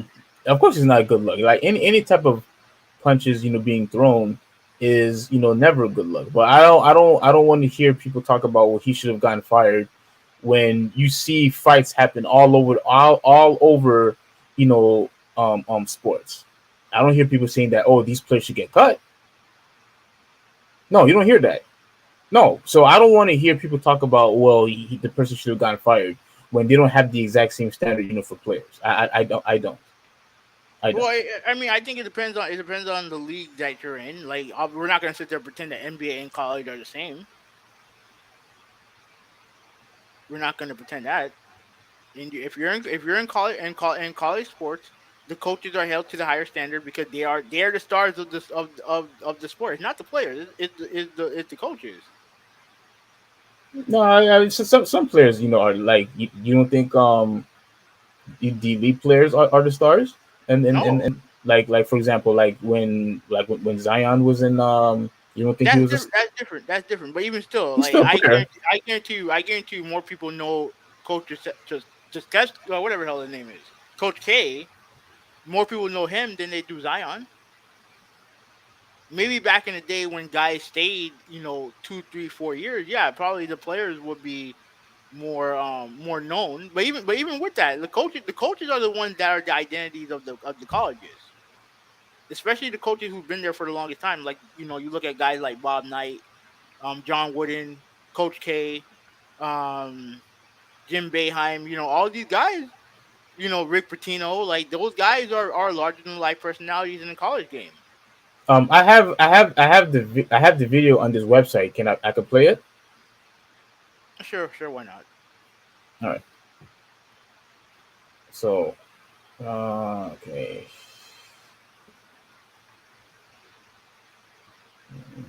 Here. All right. So this is the video. I mean, what is this website? iHeart.com. It's pretty much what it is. So, all right, here we go. Wait, can you hear it? Just put in mute. Oh, put in mute? Yeah. All right. All right, so now that it's on mute, I might as well speed it up now. So, oh, okay.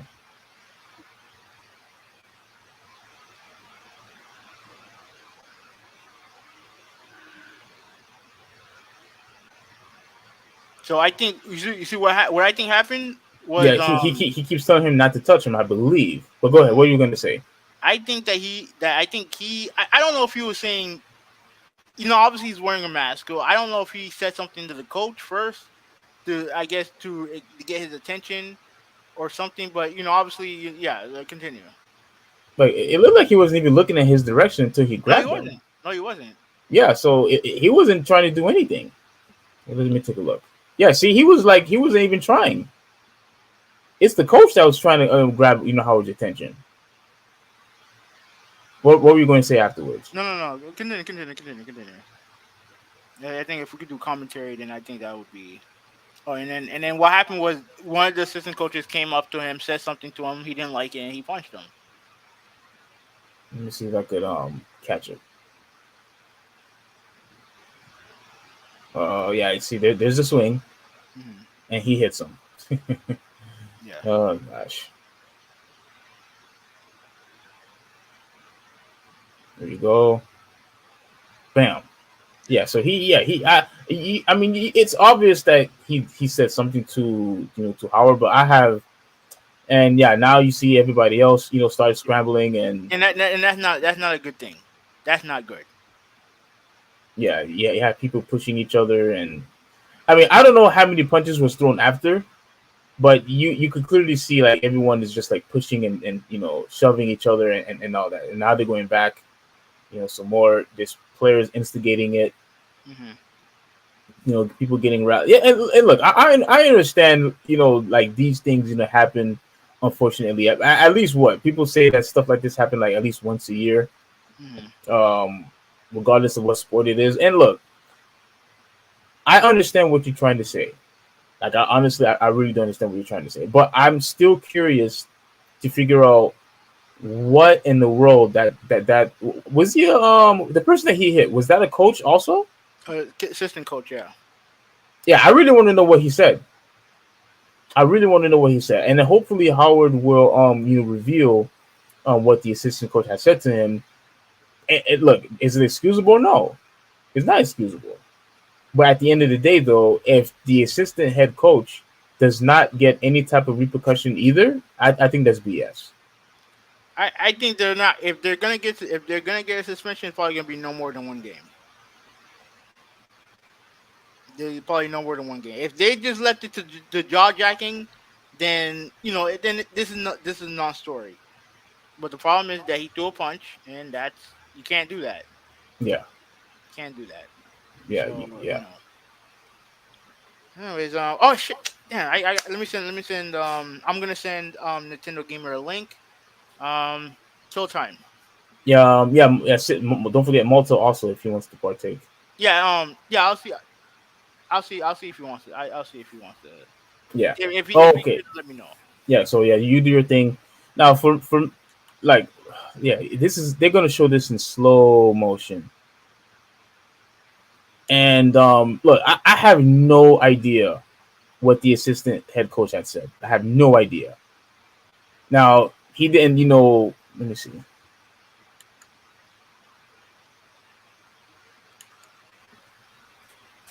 Okay, yeah, he's clearly talking to him. I don't know what's being said. He grabs his face, give him a nice slap, I guess, if you will. And yeah, and then now everyone is grabbing each other, pulling each other, shoving each other, which is never a good look, for a for college school.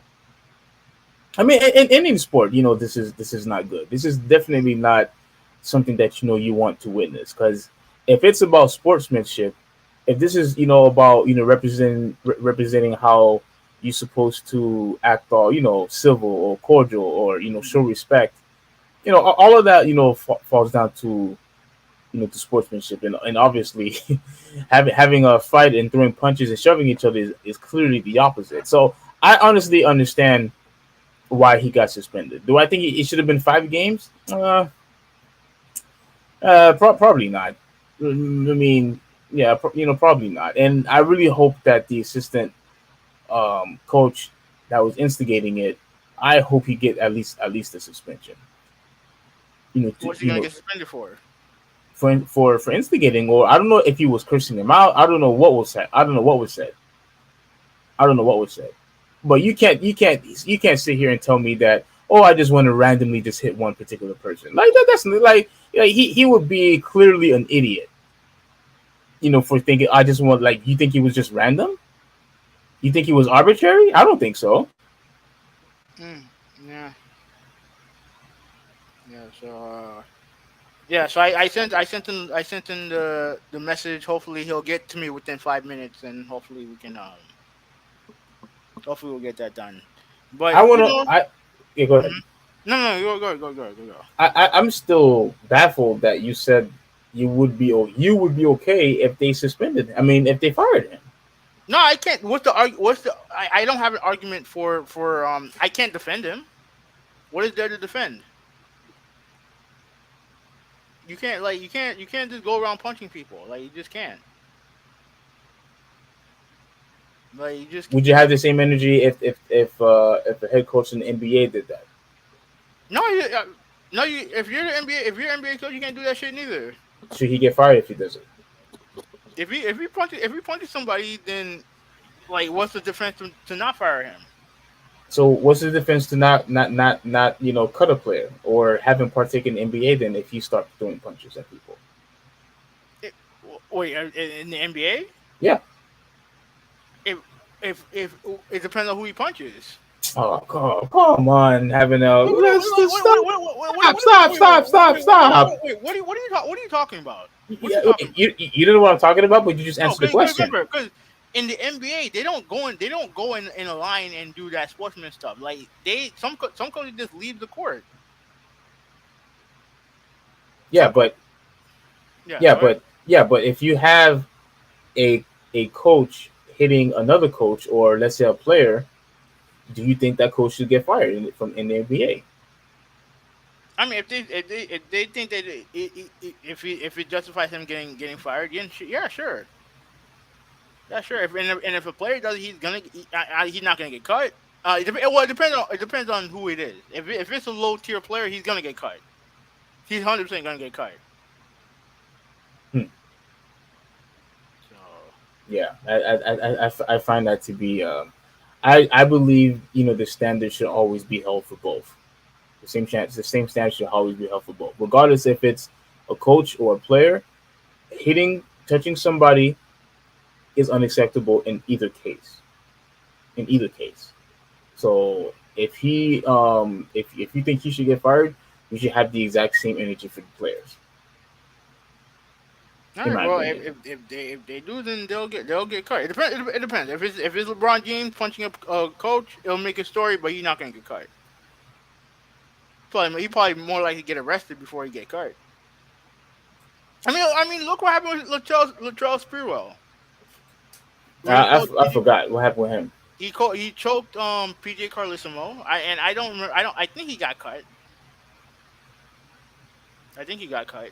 So, Yeah, I don't think I remember that. all right, let Um, me let me do something real quick. Let me do something really really quick. All right, hold on. oh, we're actually doing good on time.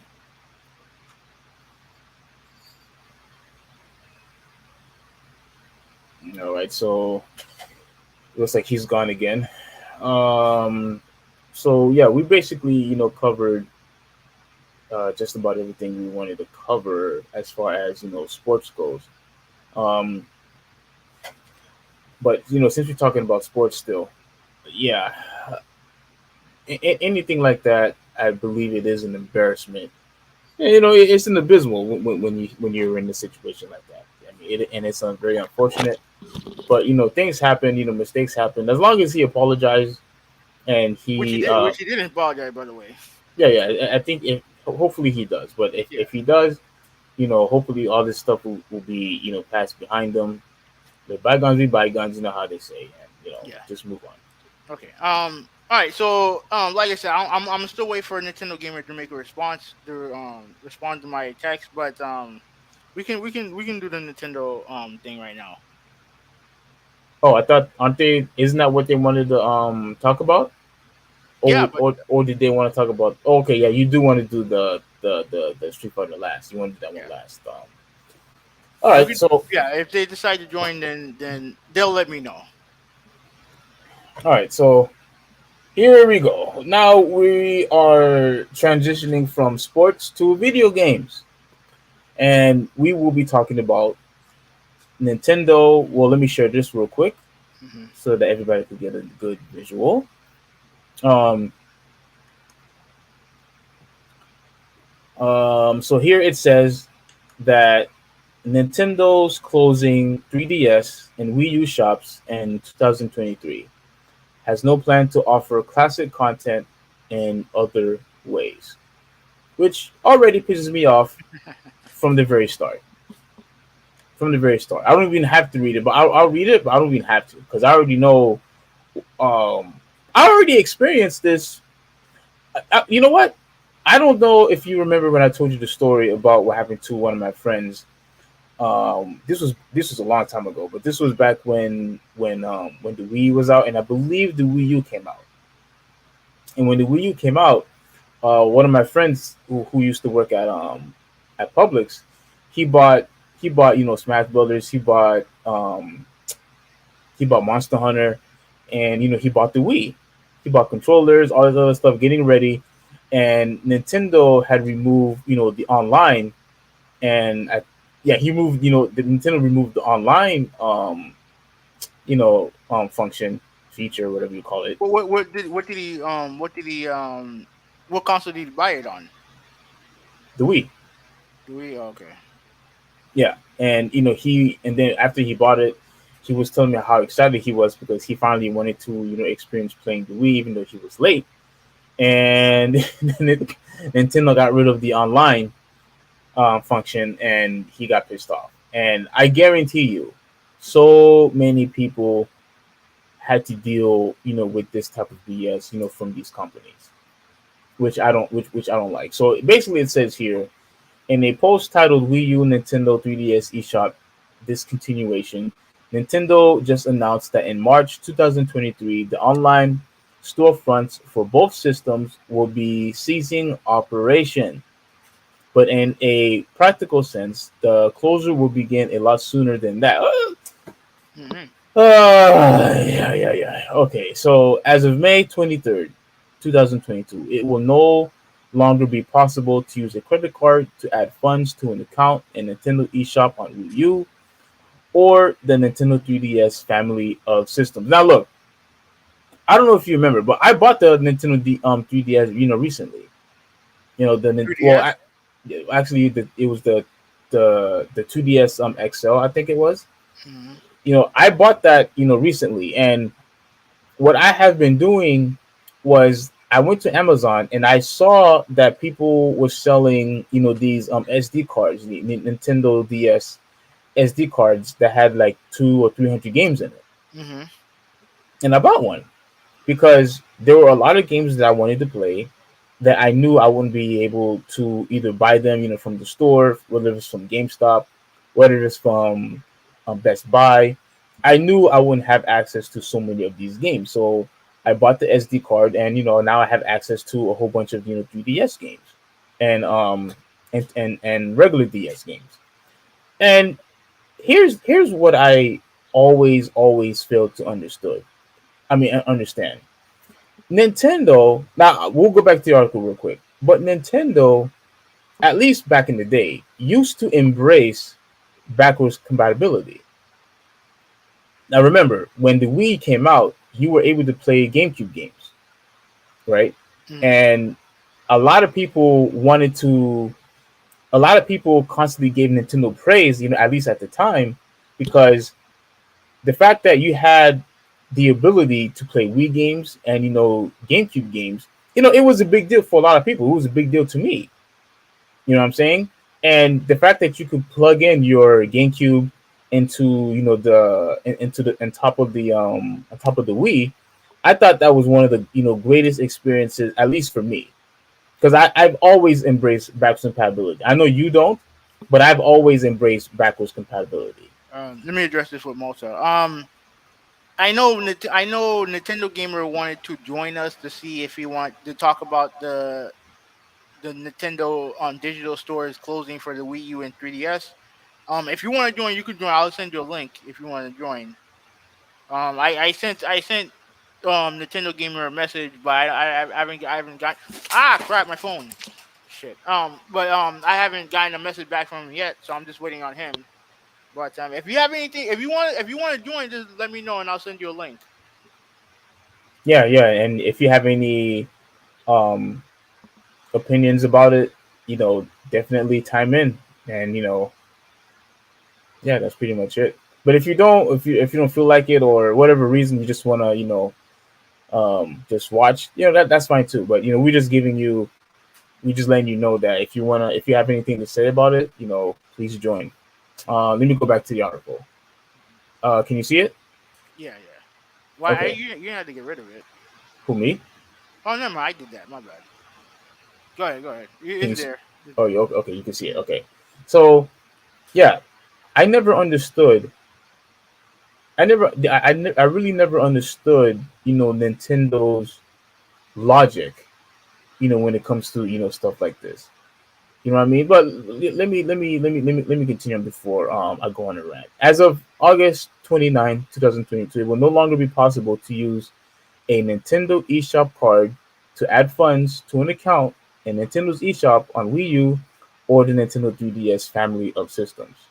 However, it will still be possible to redeem download codes until late March 2023. What's the point? That wow. That's crazy. That's What? crazy. Yeah, like what's the point? Like, like I mean, all right. Here's the thing, right? You have a huge library of 3DS games, a huge library of Wii U games that a lot of people have not able to experience yet. Then And most asked when are they cutting online play. I don't think you can. Is there any Wii U games you can play online in? I don't know if there is. um, I don't think so. I don't think. I think they probably already cut that shit off already. And he also said it's sad, especially considering people still play online Smash Brothers Wii U and 3DS, but I don't really care. So, Okay, I'm in the same boat. I don't really care either. you don't wait a minute. You don't care, but yet you still embrace downloading ROMs to play old games. Yeah, because of this reason. Because like okay, Then let you me care. Then you do care. no, it's not the same thing. It's not the same thing. It's not the same thing. Because they're gonna charge. Nintendo's gonna charge me. They're gonna overcharge for some of these games. Right now, here's the thing. Right, Sony tried to do the same thing with the Vita and the PS3. They were gonna close those stores, and people bitched and complained, and they decided, you know what, we're not gonna do it. Nintendo, Do you see how important it is to raise your voice having now? okay, that's Unlike fine, but you. Nintendo fans aren't gonna do it. Like fuck out of here. They're not gonna do it. They're not going to because why? Because like I said before, a lot of Nintendo fanboys are cucks for the company. So they're not going to rate the stink about it. Okay, well, look what it says here. In And terms, let me also mention this from Malta. Malta said the 3DS is a very good console. Um, I agree. I don't, but continue. It is a very good console. It's the most overrated handheld ever made. Continue. It is one of the greatest handhelds of all time. Now, The Vita is better. Continue. yeah, and that's why you already know what happened with the Vita. You Yeah, saying yeah, we you know what say happened with you the say Vita. you saying that it's better, but yet people had to deal with inconvenience, Yeah, right? yeah, yeah. No, Yeah, yeah. Inconvenience is what killed the Vita. yeah, but it's better. Yeah, it is. It's a How lot is better. something that's an inconvenience better? It's a lot better. It's better. It's better built. It's better looking. It's more powerful. It has better games. So like, yeah, it's better. Period. I mean, you don't have to agree with me, but you just be wrong. So continue reading. Continue reading. In terms of people playing and enjoying games they already own, Nintendo says, "quote." I think this is a quote. even Wait, hold wait, on. hold on. Let me zoom in. Let me see if I can find the quote. Yeah, the quote's not here. No, even after. Oh yeah, no, it's right there. It's the second one on the bottom. Even after. That's Okay. what. Yeah. Even after late March 2023, and for the foreseeable future, it will still be possible to re-download games and DLC, receive software updates, and enjoy online play on Wii U Okay. and the Nintendo 3DS family of systems. Okay, so you can still play online then. That's fine. Okay. All of this, Trust me, they're gonna cut that off soon too. Trust me. yeah, all of this is expected stuff. The 3DS is 11 years old this year, and the Wii U 10. So digital store closures were always going to happen sooner or later. What's Wait? Did he actually use profanity here? Mhm. What's crappy about these closures in particular, though, is that both shop fronts offered users the ability to purchase and then own many of Nintendo's greatest ever titles, something you're now largely unable to do ever since the company switched to a subscription model with Nintendo Switch Online. And I think another thing that is important when it comes to this, I don't Mhm. know. I don't know if this is the case with the 3DS, but with the Wii U, those games are very hard to emulate because they use they use the touchpad. I don't know how many use the touchpad, but I know a lot. I know some of them did. So I don't know if these games. I don't like. I think the 3DS is emulatable, but I don't know about the Wii U. So losing the digital store is it sucks for them. It sucks for Wii U owners. Yeah, and here's what I also don't understand. If now I think you're right because you have to use the touchscreen on a lot of the games. Yeah, I think it'll be very difficult to to download these games and play it on whether it's if you're going to play on your PC or whatever.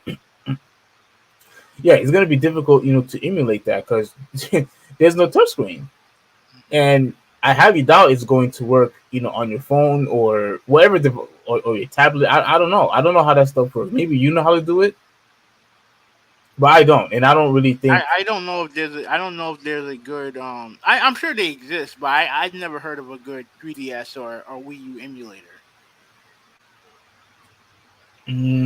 Yeah. Maybe I know probably the Dolphin, something like that. I don't know, but The what? they have like I know the Switch has an emulator, a Dolphin emulator, Hmm. something Dolphin, something. It's a famous emulator for Nintendo consoles and handhelds and stuff like that. So, but I don't I don't I haven't dig too deep into it. It's an actual console. No, not a console. It's an emulator. Oh, okay, okay. I thought you said console. Okay. Mhm. Um. Yeah. I don't know how you be able to emulate that. So that's out. So I think the Wii U people who owns the Wii U, they're the ones that that are screwed. And this makes perfect sense why they have been porting a lot of the Wii U games over to the Switch, so Mhm. they could obviously make more money. Yeah. That that's why they just want to make more money. They want to nickel and dime you, and a lot of these games, they are $50, $60 price tag anyway. Yeah. Even with the remake, even if those games are old, they're still gonna charge you $60 for them. Old games, Mhm. yeah, old games. And for me, I am going to say this again, and I know you heard me say this already, but this is the reason why I will never support 100% digital content when it comes to video games. Never. This is the reason why. Because you have absolutely no control, you have absolutely no say what goes in or what goes out, despite the fact that you pay for a subscription service. You have no say. No say. And this is why I always, prefer, digital. And this is why I always kept my Super Nintendo. I still have my GameCube. I still have my PS1. I still have my PS2. Well, the PS3 is broken, but I have my 360. I still kept every single console that me and my brother have owned. You know what I mean? Because it's not really just to keep it just to keep it. But there's a lot of games that that I still haven't been able to experience playing, and I want to play them. And luckily for me, I still have access to these games, whether if it's buying them on eBay, buying them on if it's on Amazon, or if I have to go to these mom and pop game stores, like I think Multiverse still exists, and Mm-hmm. they do. Mm-hmm. And I Yeah. actually found another place today. Oh, today. Mm-hmm. What's the place called?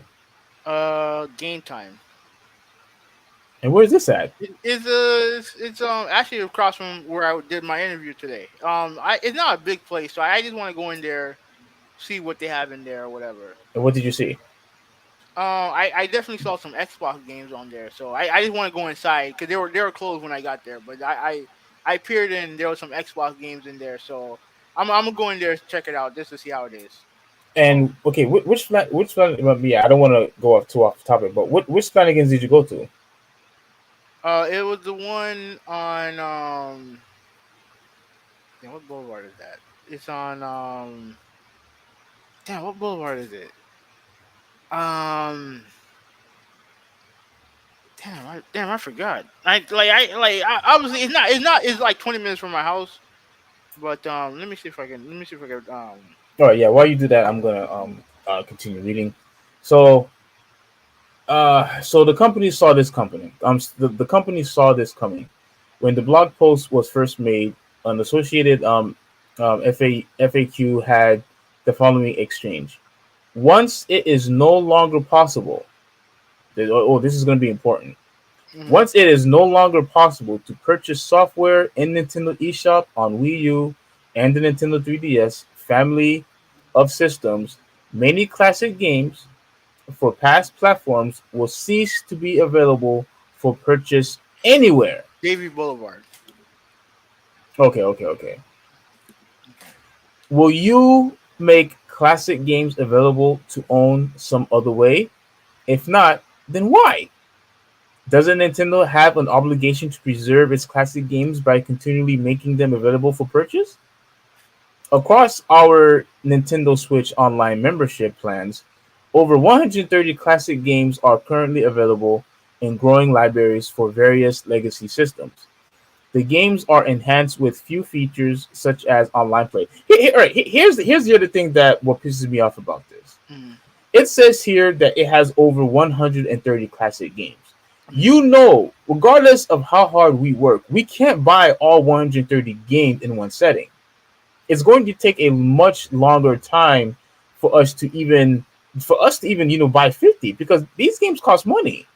Even if these classic games was just $20 each, how much money that we would have to spend to actually own all 130 games. Like, for goodness sakes, Nintendo, you know for a fact that you have a huge library in your arsenal. Knowing that, it's going to take time for people to actually purchase every single game that you have. Wait, You wait, know, wait, what are you arguing? What are you arguing over? okay, because it says that the game that they have is over 130 Yeah, they have classic games. 130 games in online Switch Online, whatever the fuck it's called. Yeah, Yeah, and, yeah. and available, in the libraries and whatever, right? Mm-hmm. So they have 130 classic games. So what I'm saying is, common sense should come to Nintendo, or any other company for that matter. That let's say a company had 500 games, right? Let's just keep it, well, let me make it more simple. Let's say a company has 100 games that you could download, that you could buy. Mm-hmm. Are you with me so far? Yeah, yeah. Okay, all right. So if you have 100 games, regardless of how long it would take me to buy one or two or three games, it's going to take time for you, people like you and me, or Malta or whoever, to purchase all 100 games. But why, Regardless, but why would I want to buy 100 games? if those are games that you want to play. Yeah, I mean, realistically, I'm probably gonna want to play like 20 of those games. So like, Even okay, but even with just 20, you can't. You're not going to buy 20 in one setting anyway. okay, So if that's the case, you should leave these games available for us to purchase when we eventually, because we are eventually going to buy them. So when you get rid. but they're saying they have 130 games in their library in their library already, classic games. Who does? Nintendo. Yeah, Nintendo does. Yeah.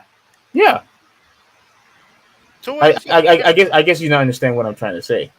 no, no. Oh, wait. Let me see if I can figure this out. Right now, obviously, they're going to shut down. You're mad because they're shutting down the stores, right? Which has should realistically have every game in that library. Correct. Every game in that. So that's 3DS is probably I don't know how many games the 3DS has, but I'm sure it has about 500 600 games. That's a whole lot. Yeah, and Wii U probably has like 300 400. Hmm. So those libraries are going to get closed down, Yes. right? Now, Nintendo says that they already have 130 in their library, and they don't plan on adding any more right now. So what they're doing is what they're saying here is that we have the 130 games that we have right now with new features and stuff like that. You know, we don't have plans to offer those games in other ways. The game that they're closing down the storefront, they don't have a way. They don't have another way for you to play those games. That's essentially what they're saying. Yeah. So so yeah, this is what my argument was. Hmm. Once they close that service, that Hmm. server, whatever you call it, obviously you cannot buy no games. Hmm. Okay, you with me so far? Hmm. Okay, why would you want to close a server, knowing that people will continue to buy those games? And if Nintendo and even if Nintendo says, let's say Nintendo's defense, just speculation. Hmm. Let's say Nintendo's defense is, well, people are not buying our games, so it's not cost effective. Let's say that's one of the arguments, that Hmm. you know people are not buying our games anyway, so why have them? Why have them? It's good to have these. It's good to have that server available, because eventually people will buy these games anyway. So if you have 130 games, if you have 500 games, in your arsenal, like I said before, I can't buy all 500 games in one setting. It's going to take me time. It's going to take me years to, even if I want to own every single one of those games. So look, because here's the thing. Even if you only want to have, even if you just want to have 20 out of the 130 games, you're not going to buy all 20 games in one day. So either you have to use your whole entire check or your income tax money to buy all these games, or you just gonna have to cut your losses. Like, do you understand what I'm trying to say? Yeah. Let me give you my opinion on this. All right. Now, me personally, no, I seen this happen with Sony, so I have experience on this. I know they closed down the PSP store some time ago, Yes. and to me, if they know how many people are using the devices, they know they want everyone to be using the current device, which is the Switch. They want people. They don't want people buying Wii U's. Why do you think the Wii U hasn't gotten any price cut? They I don't have want no. people buying. They don't want one. They're All right. For Multa says, "What's your point?" Are you referring to me or Steve or traditionalist? But let me continue. They don't want people buying Wii U. They want people buying the Switch. So the easiest way to get people to buy the current stuff is with is by closing down the digital stores of these older consoles that not as many people are using. You know what I'm saying? Like there's more people using the Switch than people using the three. Maybe yeah, even probably I'll argue even the 3DS because they don't make any new games for the 3DS. No. They don't make no new game for the Wii U. No. So like to me, I don't see the point of continuing. the digital stores of the Wii U and the of the 3DS, and no one using them. Do you I don't. know? Do you know people are not using them? I mean, trust me, it's more. There are more people using the Switch than they are using the Wii U. You could say the same thing with the PS4 and PS5. No, no, no, no, no, no. Because there's a difference. Right now, there's not a lot of PS5s out there. People can't find PS5s, and the PS4 is still selling very well. They didn't discontinue the PS4. They've been discontinued making Wii U's and 3DSs. PS3s also, Yeah, and and Vitas. yeah, and guess what? They tried to close down the stores for both of those consoles until people complained. Exactly. But I'm telling you, they're going to close those stores eventually. No, they can't. They're going to. No, they can't.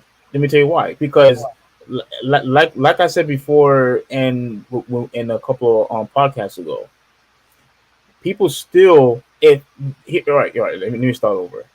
The fact that you have people downloading games and on their PCs, emulating games, clearly there's still a market out there, or clearly I should say, there's a demand for all of these games.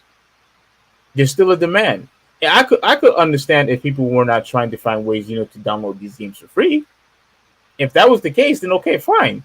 But the fact that people are still trying to get their hands on these games, even Super Nintendo games, and PS3 games, clearly there's still a demand for them. So Nintendo should keep manufacturing Super Nintendos. Well, that's why you see them on Nintendo Direct. Okay, That's why you see the that game. You see the that's game because they're selling it to you. You don't see them making consoles anymore. no. But the games, you still see them making the games, and they made the Nintendo Classic for you to play. Okay, but it's not a Super Nintendo. Yeah, but they made a Nintendo. All right, they're not Nintendo. Like they're just a classic. They're just emulation. They're just emulators. That's all they are. They're just emulators in a box. That's it. That's all they are. Eventually, they're going to close these stores because no matter how much the demand is there, the facts are the demand for the new stuff is always going to be a priority, and it should be a priority. No. Let me tell you. No, let me tell you why. Because those games is still within this. It's still within the company. Whether if you bought a Nintendo Switch game, or whether if you bought a Super Nintendo game, you still bought it from Nintendo. Okay, and Okay, so what's the problem? They're still getting your money. okay, that's not the point. That's not the point. The point is that right now Nintendo wants everyone buying a Switch, Okay, that's and they fine. know and they know a lot of people aren't using Wii U's and 3DSs. So what they're gonna do, they're trying to gravitate more people to buy Switches. And like I said, and I'll also say I'll be frank with this also. If you wanted to play all those fucking games, you should have bought a Wii U from the jump. You should have been playing those games. If you wanted a 3DS that badly, you should have already had one. What the hell are you guys waiting for? So now you want to blame the fans. Yeah, fuck yeah, I'm blaming them. Entitled dipshits. Like if you want something, you should have already had it. Do you have the same energy for people who complain with the PS3 and the Vita? Yeah, yeah. You see, I had the Vita. I had a lot of fun with the Vita, but when I was done using it, I was done using it. Why would I sit there and be like, "Oh, how dare they close down the digital store"? I already got rid of mine, so why would I complain? Like the game that I wanted to play on the Vita, I played them. 'Cause I bought the system. You were there when I bought it. I bought it day one. Day one. The PSP. They made the PSP. I didn't buy it day one. I think I bought it the next. I think I bought it. I think I bought it like a month after launch. Right. I bought it day one because there were games on there that I wanted to play, and I went there and I played it. Mm-hmm. Like I said, and the reason, and again, the I think I think you're a little bit confused with my stance on emulation. Like I said, the reason why I'm pro emulation is for reasons like this. If they're going to close down the digital store, then that's fine. They have their prior. They have their priority. Nintendo's priority is new stuff. That's what their main priority should be. But if they're going to if they're going to leave the old stuff behind, then you should have an opportunity to at least experience the game that's on the library. Why can't you do that with the console they have now? Just, cause they're not making stuff for that console anymore. Okay, They're not. but you just said that it's because of reasons like this why Why you I'm pro emulation. why you embrace emulation. Yeah, Okay, if but the purpose of emulation is to play the games that you no longer have access to. yeah. So why close it in the Because first place? It makes no sense to close it in the first place. because Then. it probably cost Nintendo money to keep that store open. Who cares? What do you mean? Who cares? Who They cares? care. It costs. I'm pretty sure if what you're saying is true, Mhm. I'm pretty sure it's costing the money to keep the current Switch online right now. Yeah, but people are buying stuff on it. Oh, man, having People are buying stuff on it. I think you missed. Wait, what? No, I didn't miss anything. You did because What? No, because no, what no. you said. What store is the 'cause most active right now? Well, Okay. take a wild guess. What digital store is most active right now? The Switch, the 3DS, or the Wii U? Obviously it's the Switch. Okay, they obviously have data that suggests that not a lot of people are using those stores anymore. Then show us the data. I guarantee they won't show it to us. They're probably not going to. But Of course they're not. the Of facts course they're are, not. at the end they feel like they feel like they need to move on. No. Don't tell us if you want to move on. I understand it, but don't tell us to do this. Don't tell us to follow the same stance as you. Don't tell us. Don't tell us what to do.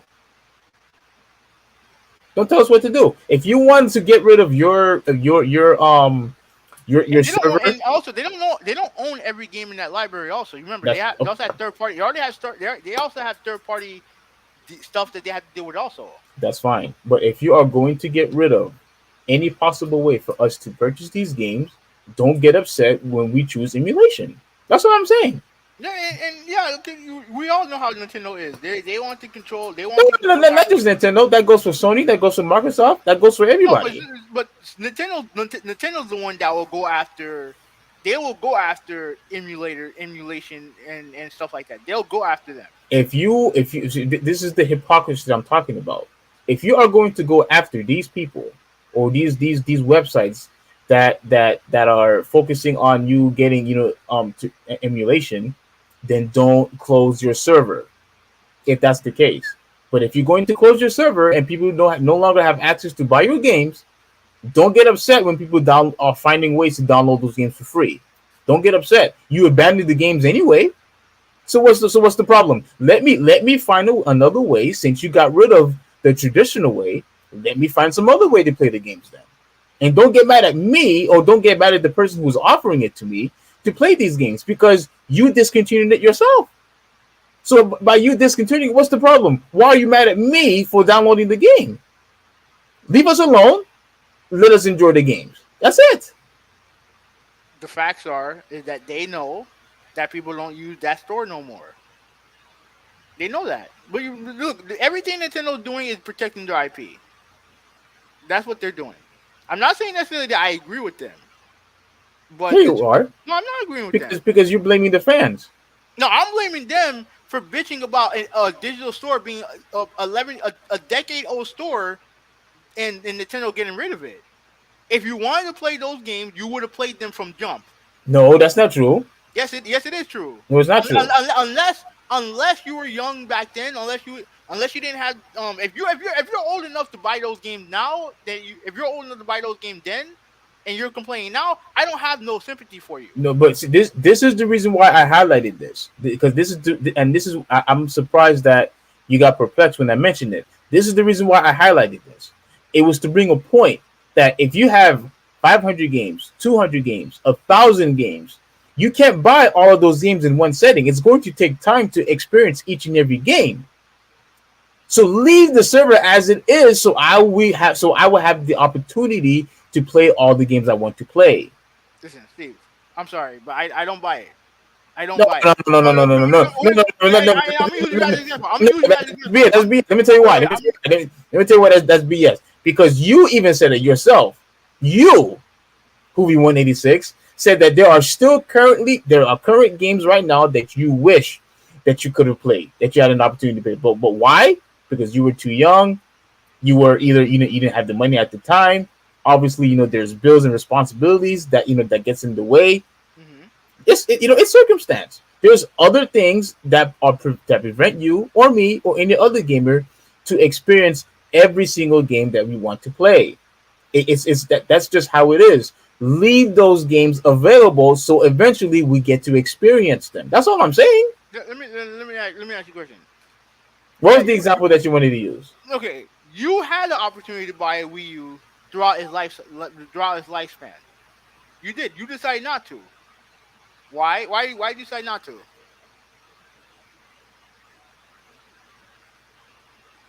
Don't get No, quiet on me. No, no, come on, no, man. no, no, Answer. no. I thought that was a rhetorical question. No, okay, No, okay, it ain't record. It's an actual question. Why? okay. Why did you decide not to buy one? I didn't buy one because I felt that they didn't have enough games, to justify me Then, spending $300 for the then why console. are you complaining about a store of a console you didn't feel like it was good enough to buy in the first place? Well, the console itself was not. I felt like the console itself was not good enough, for me to buy. But Okay, that didn't that's perfectly fine. but that didn't mean that, I'm just going to ignore every single game that they had to offer. If there's if there's If you didn't feel like it was necessary to buy it, that's exactly what you did. no, no, no, no, because with the Switch you can buy those games. That's the difference.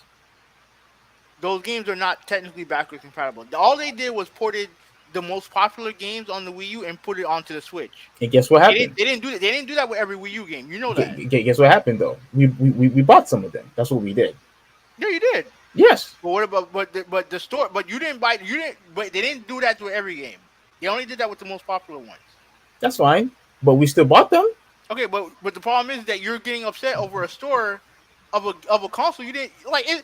It's one thing if you want to do that with the 3DS. That's fine because you have a 3DS. Yeah, and I'm still upset about that too. That's fine. You have a 3DS. But You don't don't get have a Wii don't U. but You don't have a Wii U. don't tell me that I shouldn't be mad for both. You don't have a Wii U. Don't say that I shouldn't be mad for both. You don't have a Wii U. But if it's available for the Switch, shouldn't I have the opportunity to buy it? I should have the opportunity to buy it. If they're available on the Switch, then you buy it on the Switch. Okay, that's fine. That's my point. If they're on Wii U, we're talking about the Wii U library. We're not talking about the Switch library. We're talking about the Wii U library only. No, the 3DS is also Okay, in the that's situation okay. too. Yeah. I'm talking specifically the Wii U. I'm talking specifically the Wii U. The Wii U library, if you like that's going to get closed. The digital library is going to get closed, right? You didn't see fit to buy one, so I don't understand why you're upset. Because now I have an opportunity to buy them now because of the Switch. No. You're not. No, you're not understanding what I'm saying. You're not understanding what I'm saying. The Switch has its own library of games. It has its own library. I'm talking about specifically the Wii U library and the digital stuff that's in the Wii U library. That's going away. That's going away. Probably some games are ported over to the. No, not some, a lot. Now don't say some. I don't know how many. I don't know how many got ported to the Switch. I don't know. But So, we're talking specifically the Wii U library. Every game that's available on the Wii U, they're going to go the digital. At least on the digital side, they're going to go away. They're gone. So what's the point of getting upset? If you didn't even bother to get the Wii U in the first place, like what's the point? Why get upset?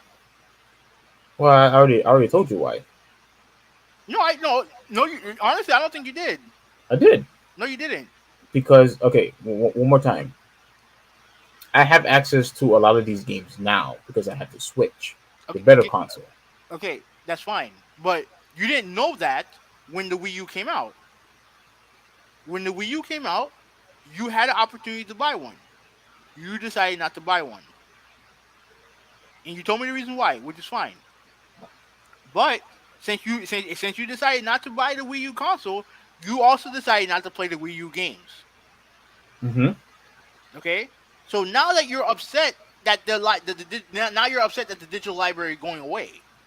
Mm-hmm. It don't make no sense to me. It don't make no sense. You didn't care. You didn't care enough for the Wii U games to buy the Wii U console, but now that the console is essentially the console's dead. The console's dead basically. The digital store is dead. Like it's gone. It's going away. I wouldn't go that far, but okay. Like it's over. Like it's done. So there's nothing to be upset about. Like again, when it comes to 3DS, I get it. But for the Wii U, I don't get it. And even if those games come to the Switch, yeah, you have a Switch, you can play those games. So you don't. Again, you don't have to worry about that. Yeah, you do, because if you are able to download those games at the eShop, but if they close that server, I cannot play those games even with the Switch. No, that's not true at all. It is true. No, it's not true. The store, we're talking about specifically the store that appears on the Wii U. The Wii U has its own store. Yes. Okay, that store is closing. That store is closing. Yes. And the Switch. So but I don't think. But I think once they permanently close everything, I don't think those games will be available on the Switch either. No, that it don't work that way.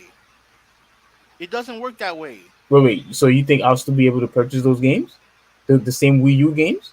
No, you're not. No, you're not going to be able to purchase the Wii U games at all. Like no.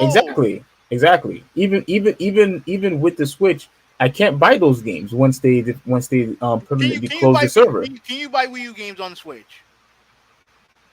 Yeah. No, you can't. Yeah.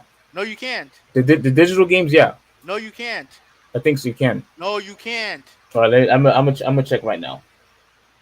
You can't because you want to know why? Because those are Switch games now. Those are Switch games. Wait, hold on. What? Those are Switch games. Those are games playable on the Switch. Those aren't Wii U games that you can't just play Wii U content because the system's not backward compatible. So how are they able to port the games to the Wii to the Switch then? They just port it from the Wii U to the Switch. That's it, and then you buy it on the Switch. That's what I'm saying. It's the same thing with Horizon Forbidden West. There's a PS4 version and there's a PS5 version. It's literally the same thing. Okay, so what are you talking about then?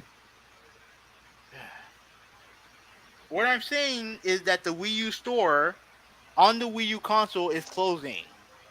Okay, we already get that. Okay, so as a Switch owner, you can't play Wii U games on the Switch.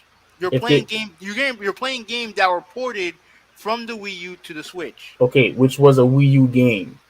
But those games are Switch games. Right, but they were originally Wii U games. That's fine. They were originally Wii U games. That's my point. Ported to the Switch. That was my point. You can still have those games ported to the Switch if the developer decides to put it on the Switch. No, see now you want to go into more depth and say if they decided to port it to the Switch. Yes, but even if the Wii U even if the Wii U library even if they decide to keep the Wii U storefront, you're not going to be able to buy Wii U games and just play them on the Switch. It don't work that way. No. I'm talking about when they put it over to the They can do that anytime they want. Yeah, but but look, no. Even if that's the case, they're not going to. I mean, you never know. Like they did it with everything else. Like they did it to the most popular game. But let me read this from Malta. Malta said, "Man, I really wish I would have bought this certain DLC in Final Fantasy. My life as a king before the Wii U shop channel went down." So they've done this already. They did it with the Wii. I already told you. I told you that happened to my friend when he bought the Wii. He bought Monster Hunter and he bought Smash Brothers. Yeah, and look, it sucks for him, but he should have bought the Wii when he had the opportunity. No, don't give me that. Don't give me that mumbo jumbo. No, he should have. He should have. No, he should have bought it when he had the chance. He couldn't afford it at the time. He couldn't. Well, he couldn't afford a $250 console. Dude, having a what was that Publix? You know, Publix we don't make any money. Come on, man. It's like cut the crap. You were working at Publix. You bought a Wii, right? You were No, able to afford it because I was working at Publix and Target. Remember that. All right. If he wanted it, he should have. No, because you know I just caught you. Because you can't. But here's the thing. He bought a. How old is the Wii? How old is the Wii? Well, at the time, dude, that was a long time ago. At the time, I don't know. But the point is, though, he was upset that they shut everything down, so he basically had a useless device. Because the only thing that he could have done is just play offline. That's it. Oh, I mean, I can't. That it is what it is. It is what it is, man. Okay, so at the end of the day, you support this nonsense. You support this crap. That's what you're basically saying. You support that Nintendo and Sony and Microsoft, if they could close the games down and then you will no longer have access to purchase these games, you are in favor of that. Let me read this and I'll give you my answer. Malta also says, I can't speak for everyone, but perhaps people that are complaining that online or internet stores are getting shut down only care when it's about to disappear. That's 100% true. He's 100% true. He's 100% right. All of a sudden, I have a bunch of PlayStation fanboys in my timeline saying, "Oh, why can't I use the Vita? Oh, why can't I use the Vita store? Why can't I buy the PS3 game?" No one, not one of them motherfuckers bought the system day one like I did. Who bought the PS? Who bought? You didn't buy the PS3 day one. I'm talking about the PSP. I'm talking about the PSP and the Vita, and the PlayStation 3. Yeah, I had money issues, but I bought it. I bought it eventually. You bought it and I played every game I wanted to play on it. You bought it almost nearly. You bought it like mid-gen. But at the end of the day, I did get it. And he's right. Everyone, they only care when it's about to disappear. They only care when it's about to disappear. Now here's my thoughts on it, right? And we can move on after this. Here's what my thoughts are. The legacy of old games, old content should not be beholden to the console manufacturer. It shouldn't. Because we know what they're gonna do with it anyway. If you're all up on wanting nostalgia from these companies, they're gonna charge you for it. 100%, they're gonna charge you for it. And Sony did that with the PlayStation Classic. They do that with every remaster and stuff like that they do with it. And Nintendo obviously gonna do it. To me, the best way to experience old consoles is through emulation. And it sucks that Nintendo's trying to kill that to protect their IPs, quote unquote. But at the end, when it comes to them closing storefronts of consoles that no one uses, I can't blame them for that. Okay. See, this is what I'm going to catch you. You say that you don't blame them for that, but yet you're still in favor of emulation. Which is the same. Okay, it's still it's the game. You said they have the right to protect their IP. Mm-hmm. So if that is your stance, then you should be in favor of them trying to get rid of the emulation websites. That's what you. That's what you. No, yes. Why? Because I don't believe that emulation hurts their IPs. They feel like they do. I don't agree. Why? Because why? Because suddenly it's two different games. It's the same game. No. Listen to what I'm gonna say. In some cases, emulation actually at least in theory, should help them. It helped I think it actually does help the IP.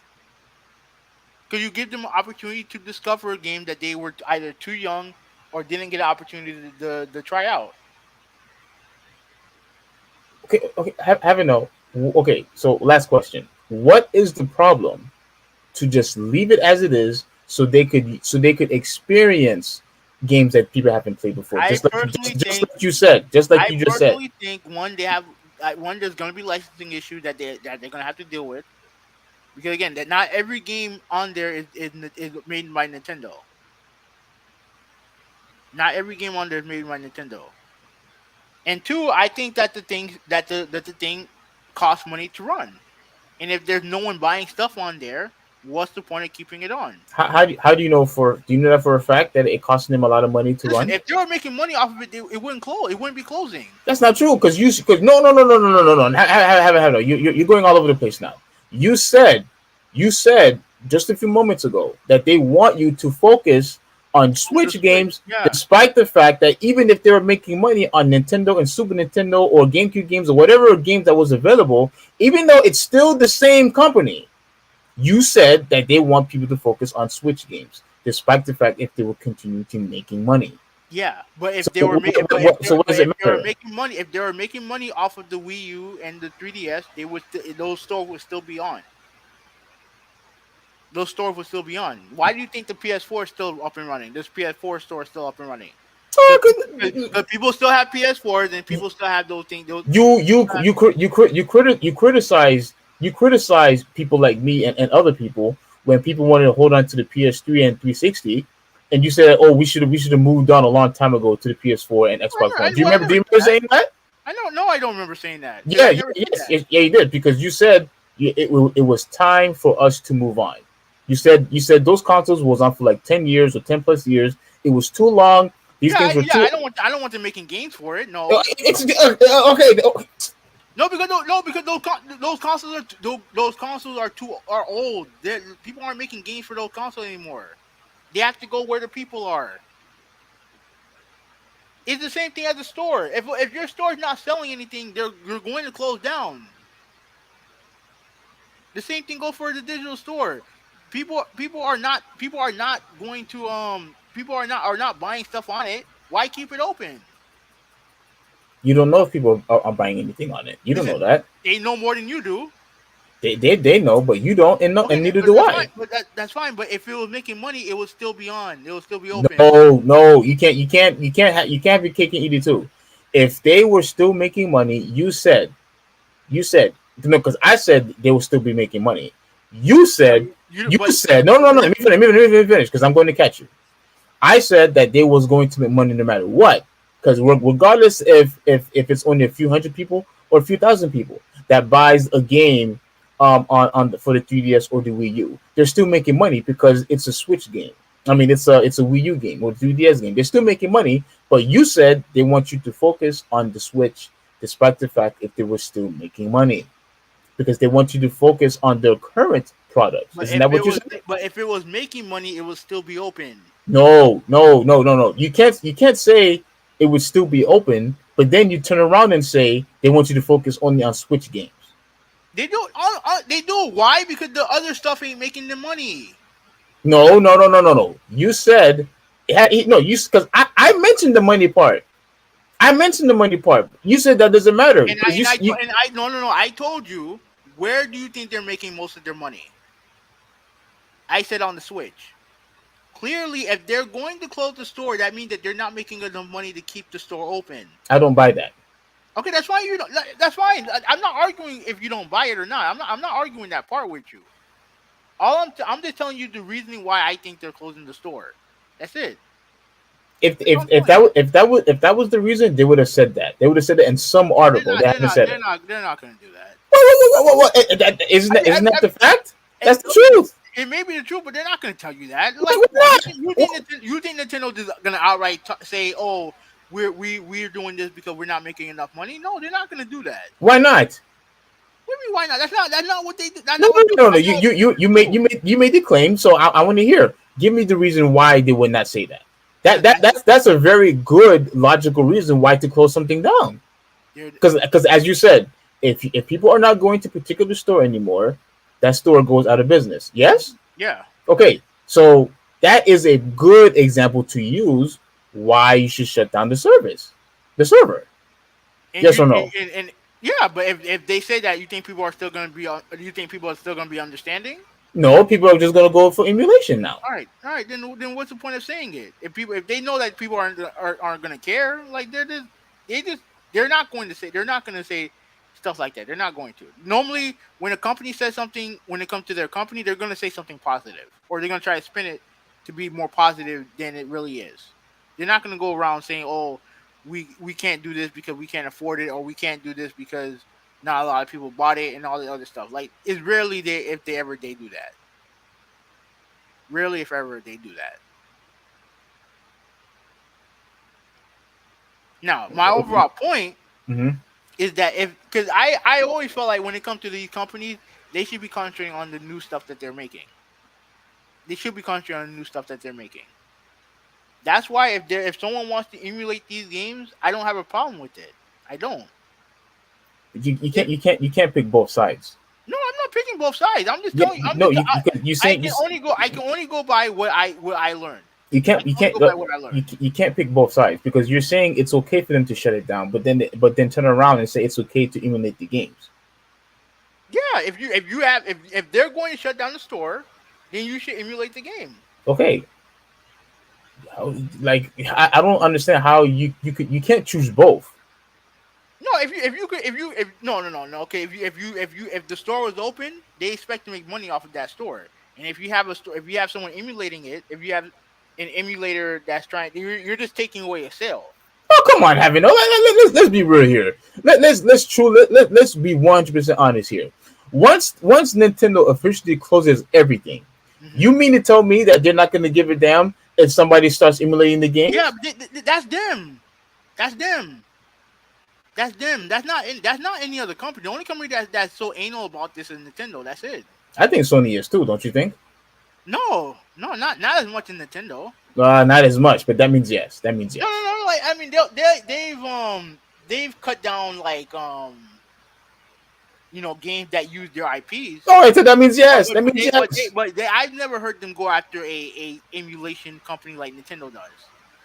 I haven't heard it. I don't know if it's true or not, but you can't tell me that Nintendo going after emulation hard, and no other company does that. Sega, by contrast, they embrace emulation. They embrace it, Hmm. and Nintendo seems to be very upset, very anal about it. Well, that's my overall point. Hmm. If you are going to close down your servers, don't get upset if people start emulating your games. That's all I'm saying. That's all I'm trying to say. If you want to purposely, intentionally make these games unavailable for us to play, don't get upset that when people are emulating your games. That's what I'm saying. That's it. That's it. Like it's you can't have it both ways. Like don't tell me I no longer am able to play your games anymore.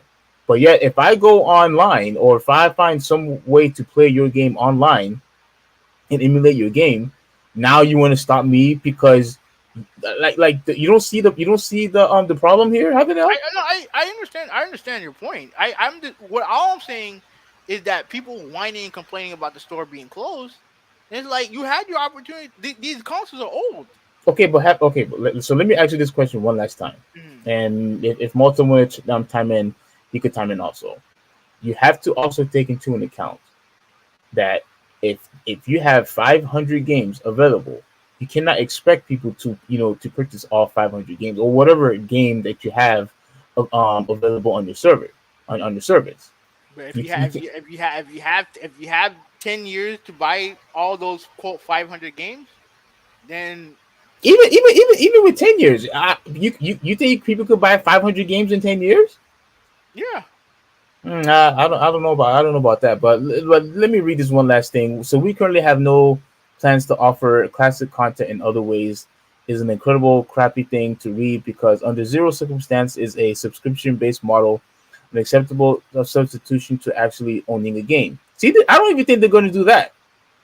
But anyway, especially wild then is the fact that not long after publishing this, Nintendo wiped that particular section of the Q&A from its site. Oh man, what a bunch of awful, what a fucking garbage ass company. Go ahead. What were you going to say? Uh, yeah, they're a garbage ass company, man. That's all I gotta say. You're gonna wipe that from the. You're gonna wipe that Q&A. Like, come on, get the fuck out of here. Go and check it out. And doesn't Nintendo have an obligation to preserve its classic games? Yes. By continuing I would making say, them available for purchase? Yes. Let me help you with that. Go and check it out now. Doesn't Nintendo have an obligation to preserve its classic games? Yes. no. By continuing making them available for purchase? Yes.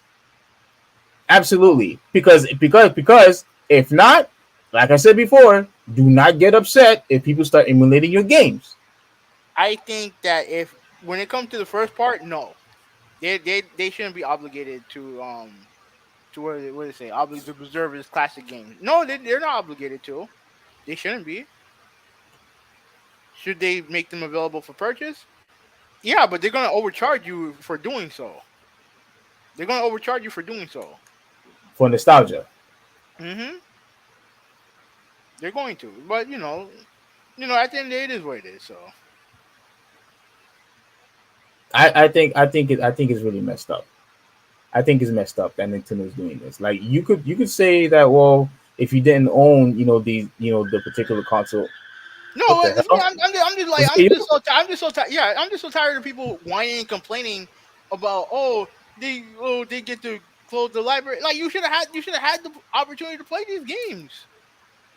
You should have if you are my age, right? If let's say if you're able to buy these games when they first came out, you should be able to buy them. If You should you be. but having a If you you if, you- want if you're if you're younger, I can understand. I can understand if you're younger. okay, so but screw them, right? No. Like I said, it sucks for them. But when it comes to everyone else, people complaining, no, I have no sympathy for you. Okay, like, that's fine. You have no sympathy. You don't want to sympathize. You probably don't even empathize. But what about the youngings? What about the young people? That's why I'm in favor. I think that emulation helps them understand gaming history. That's why I'm for emulation. Because even if they're able to find, let's say they find, like, look what happened to your friend. He bought a Wii 14 years later and can't do nothing with it. You know what I'm saying? Like yeah, it sucks. But that's what if you have emulation, you don't have to deal with that. You don't have to deal with that if it's through emulation. So Yeah, I mean, yeah, but at the end of the day, it's different. This is why I embrace physical copies, and I am so worried. And people say, "Oh yeah, oh please, don't fret. You have subscription services. Screw subscription services. What I want are physical copies because now I have the right to either trade them or keep them and play them anytime I want, and I don't have to worry about some stupid service shutting down where I don't no longer have access to play these games. That's not what I want. So that's my last take. all right, yeah, that's it for me too. Let's go to the main event Yeah, of that the took a long evening. time. No, it's fine. It's fine. It's fine. The main event of the evening. They announced they were teasing this for a long time, and now we find out that it is going to be Street Fighter Six. Now, before we get to Street Fighter Six, I Okay. have to say this, right? Do you have do you have something on the collection that they released? I have the article. Yeah. Yeah, go to that. Go to that. I have a lot to say about that before we get to Street Fighter Six. All right. Yeah. Now So. we had a little discussion about this in our private chat, and I have something to say about this, right? Mhm. I, So I, yeah, I, I was you have something. You obviously have something negative to say about the about the about no the problem. Go get it going. yeah, Let's yeah, see, let's see the article. yes, yeah. So Does it have the um killer in it? yeah, well, this is the Nintendo one. Capcom had announced two things. Announced two things hmm during the Capcom Pro Cup tournament that they had, and one of the things that they had announced was the Capcom Fighting Collection, which is available on Steam, PS4, Switch, and Xbox One, coming June 2022. Now, instead of just giving you guys a visual of what these games are, let's take a real quick look at the trailer. So on this tab, we have hopefully. I don't think we'll get a copyright strike. I No, don't no, no, think so. no. I hope not. Yeah, I don't think so. So it's about like a minute or two long. Let's take a look one last time of this trailer. Let's take a look. Make sure to write them down. Um, Yeah, you're good. We're good. We're good. Look. This trailer, this collection is dog shit. Absolute dog shit. this trailer you think is No, garbage. I'm not talking about the trailer. I'm talking about the collection. You think not the trailer. You think this collection is nothing but a bunch of horse manure. That's what you're saying. Garbage. Garbage with a capital G. You think this is Trash. garbage? Trash. You think this is trash? Trash. Trash. Trash. And I'm gonna tell you why. Please explain, because this is Darkstalkers right here, and this one's Vampire. You have 5 fucking Darkstalker games on here. Why do we need 5? If you want to put 2, fine. We have 5. You have 10 classic games, and 5 of them are dedicated to Darkstalkers. A franchise I don't care about. I don't care about Darkstalkers. So this collection automatically is a fail to me. What about this one? Do you care about this one? No. Cyberbots? You don't care about Cyberbots? Why don't you care about Cyberbots? What's wrong with Cyberbots? I never played Cyberbots. I don't This care about Cyberbots. this is an opportunity for us to experience Cyberbots. No, I'm good. I want to experience it because hey, you have the opportunity to buy it on the Switch. You can buy it. Yes, of course I could buy it, and I'm going to buy it because I want to experience it. And this game, I really never experienced this game either. I played this game before. Okay. How? I bet you like it. No, I don't. Yeah, you do. No, I don't. You don't like it. No. Why? Because it's a random fucking fighting game. I don't care about that. I don't care about Red Earth. So you now wait. No, never mind. So you're saying because it's random, why it's not good? No, it's a basic fighting game. That's all it is. It's a basic fighting game. What about Gym Fighter? I played this shit already. Okay. I played it. Okay. They were part of the I think it was part of the 15-year anniversary. They had these fucking games already. You know what games we don't see on here? Mm-hmm. You see what we have 5 fucking Darkstalker games, but yet you know what we don't see? We don't see Rival Schools on here. No Power Stone. Right? You give us 5 fucking Darkstalker games. Where the fuck are the actual fighting games that I actually want to play? The franchise that you've abandoned. Right? You can say what you want about Darkstalkers. They have 5 of them. They have 5 of them. Are you sure? Are you sure it's 5? Yeah, it's 5. All right, we'll take a look at it again. But go ahead. Well, how about the Street Fighter 2? This. We had that shit already. The Anniversary Collection, where you get to pick 5 different versions of the Street Fighter 2 characters. We had this shit already. Mm-hmm. During the 15-year anniversary. We did this already. The problem is they put fighting games that I don't care about on here. Okay. I understand. I understand you can't do another Street Fighter collection. I get it. Wait, they can't? You can't. They can't do another Street because they already did the Street Fighter collection, where they put all the main Street Fighter games on here. Wait. Are you sure? I have it here. Wait, are you talking about the one with the Street Fighter 2 and the Third Strike? Yeah. But I don't. No. What I want is all the Street Fighter 2s, all the Third Strikes, and all the Alphas. That's what I want. That's the Street Fighter Anniversary Collection. I have that game. No. I think the one that you're talking about is when they have all the Street Fighter 2 games I'm telling you, and the Third Strike. Street Fighter. We had that during the 15-year anniversary. The 20. Which one is this? This is the 30th anniversary collection. Yeah, it has all the it has all the mainline Street Fighter games on here. Wait, let me. Yeah, I have that game. Are you able to show it to us on the on right now by any chance? Hold on, let me pause. Let me go to it.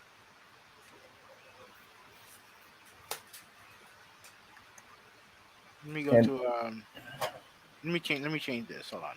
Yeah. Yeah, I'll go back to it. All right. Malta said he never heard of Darkstalkers. We'll go back to it. Like I played Darkstalkers before. I don't know if you heard this character, called Morgan. Like she's like one of the most popular ones, in that franchise. Yeah. Mainly the only one that people actually care about. Yeah, and a little bit Felicia, but mainly that. Yeah, this game right here. I have that game. Can you zoom it? Let me see.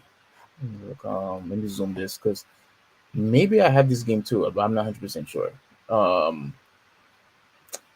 There's no way you can make it bigger, can you? Let me see if I can. You can't see it? Yeah, it's very small. Really? Hold on, let me see. Oh, my bad. Hold on. My bad. Um, let me see. Let me see.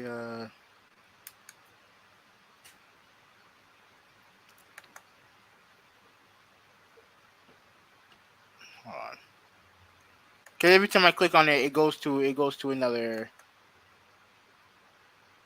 All right, you can Okay, see this, right? okay, much better, much better. This is 30th anniversary collection. Let me click on it.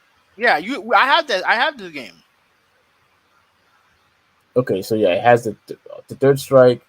Rose. She's from Alpha, Yeah, and I have this. I have this. go They did this for the 30th anniversary. go back. Go back. Go to. No, get out of there. Hmm. Um. Oh no.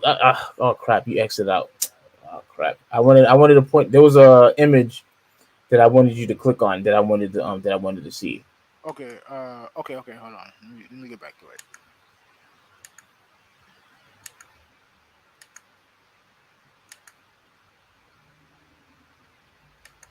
This one. All right. Yeah, hit the X button. Go up. Scroll up. Right. That one. That one with the third one. That's This the one. second one. Yeah. Okay. So Yeah. this is the one, right? Yeah. Okay, this is the one that you have. I Hmm. think I have this one. I'm not 100% sure. I think I have this one. Yeah, this is. Oh yeah, you know what? I think I played this one with you. Yeah. I have because I have it. Yeah. This is the Street Fighter Anniversary Collection. 12 every major this is the arcade version of every major Street Fighter game that's ever been made up to Third Strike. Yes. All right. And look, like to me, I can understand them bringing back some of the old franchises, but if you're gonna do that, you can do that for Power Stone and you could do that for Power Stone and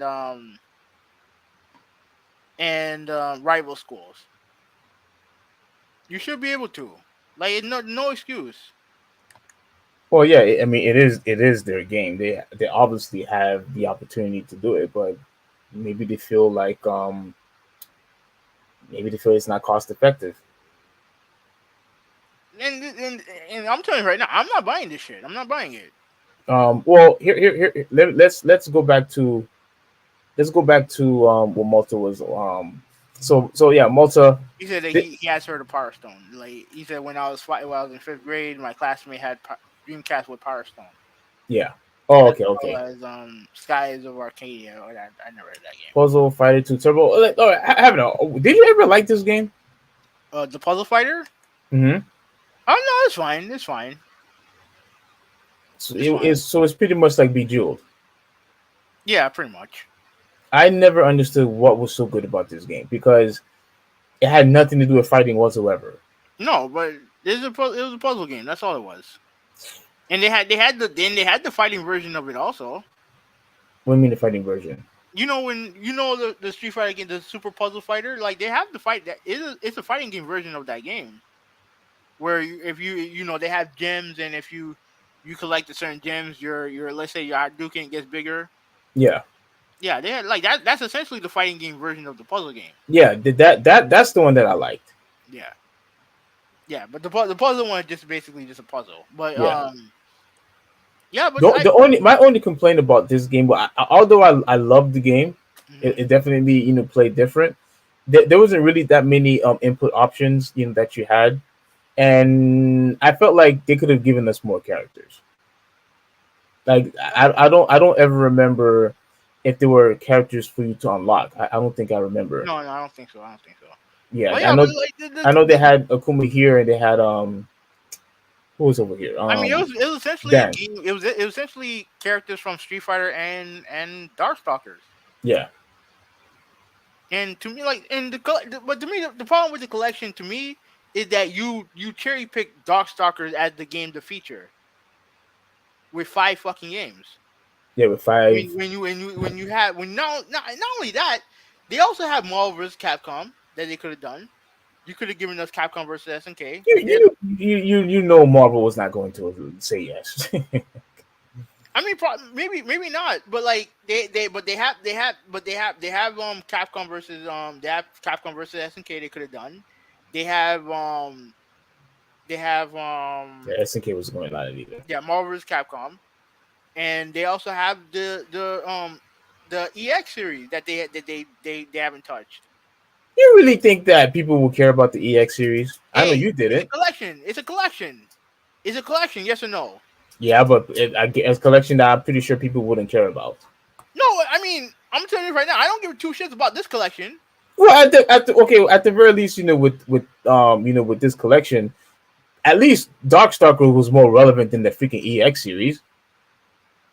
I would argue against that. But even with all that, right? I don't mind having Darkstalkers there. You have five of them.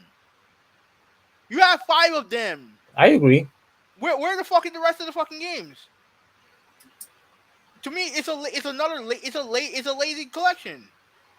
It's a lazy collection. It's a cash grab. That's Yeah, all it is. yeah. I don't mind it being the cash grab, but just don't make it fucking lazy. Well, It is lazy. well, Very fucking lazy. yeah. As far as variety goes, I really would have appreciated if they, because like, look, like you said, we already have a collection, with Street Fighter 2. We already have that. Like we don't need another, Street Fighter 2. Like at the very least, bring you know what? I think I'll have to agree with you. And include, the Street Fighter EX, or include the rival schools, like you said. There's no excuse why they couldn't have at least one rival school game on there. And the reason why I think they didn't add it is because they know that they would have to do work on it. They know they would have to do work on that game.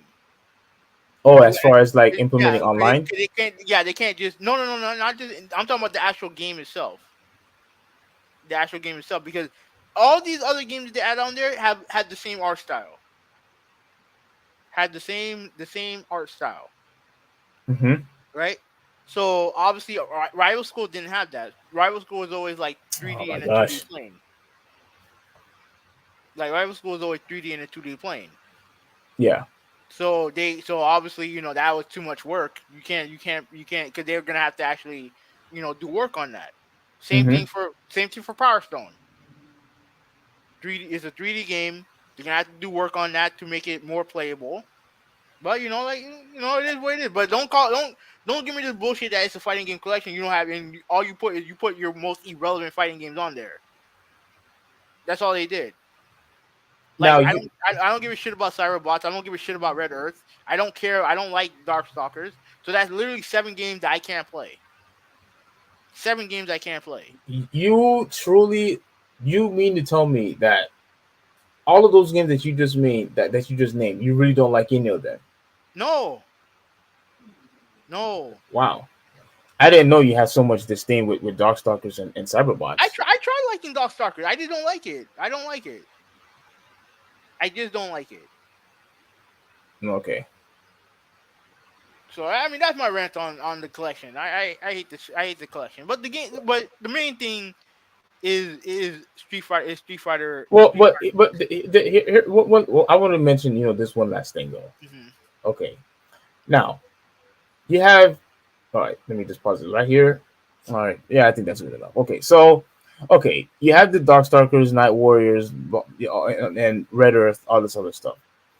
Perhaps don't. Perhaps I don't know. I could be wrong. Maybe I'm just talking, out of my behind. But maybe there's a chance that they probably want to revive one of these games, as far as maybe Darkstalkers or maybe Red Earth. Because would if they made a brand new Red Earth or a brand new Darkstalkers, would you give it a chance? No. I'm talking about a new one, not a. Unless that thing better be appealing. Better be appealing. But I know the franchise that I want to see. I want Street Fighter. I want fucking Power Stone, and I want Rival Schools. That's what I want. Rival Schools. And you said you were okay with the EX. You would like to have the EX. Yeah, I mean, yeah, it don't have to be, but it's fine. Okay.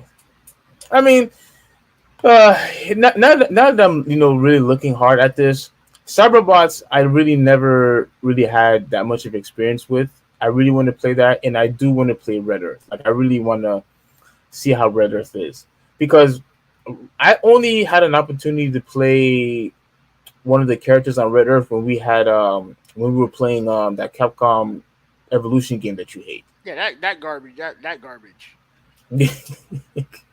Yeah, that the Capcom Evolution game that you hate. Like I remember I said this to you before. The Capcom that I was hoping for was a collaboration of all the Capcom characters in one game. I was expecting to see Mega Man. I was expecting to see Captain Commando.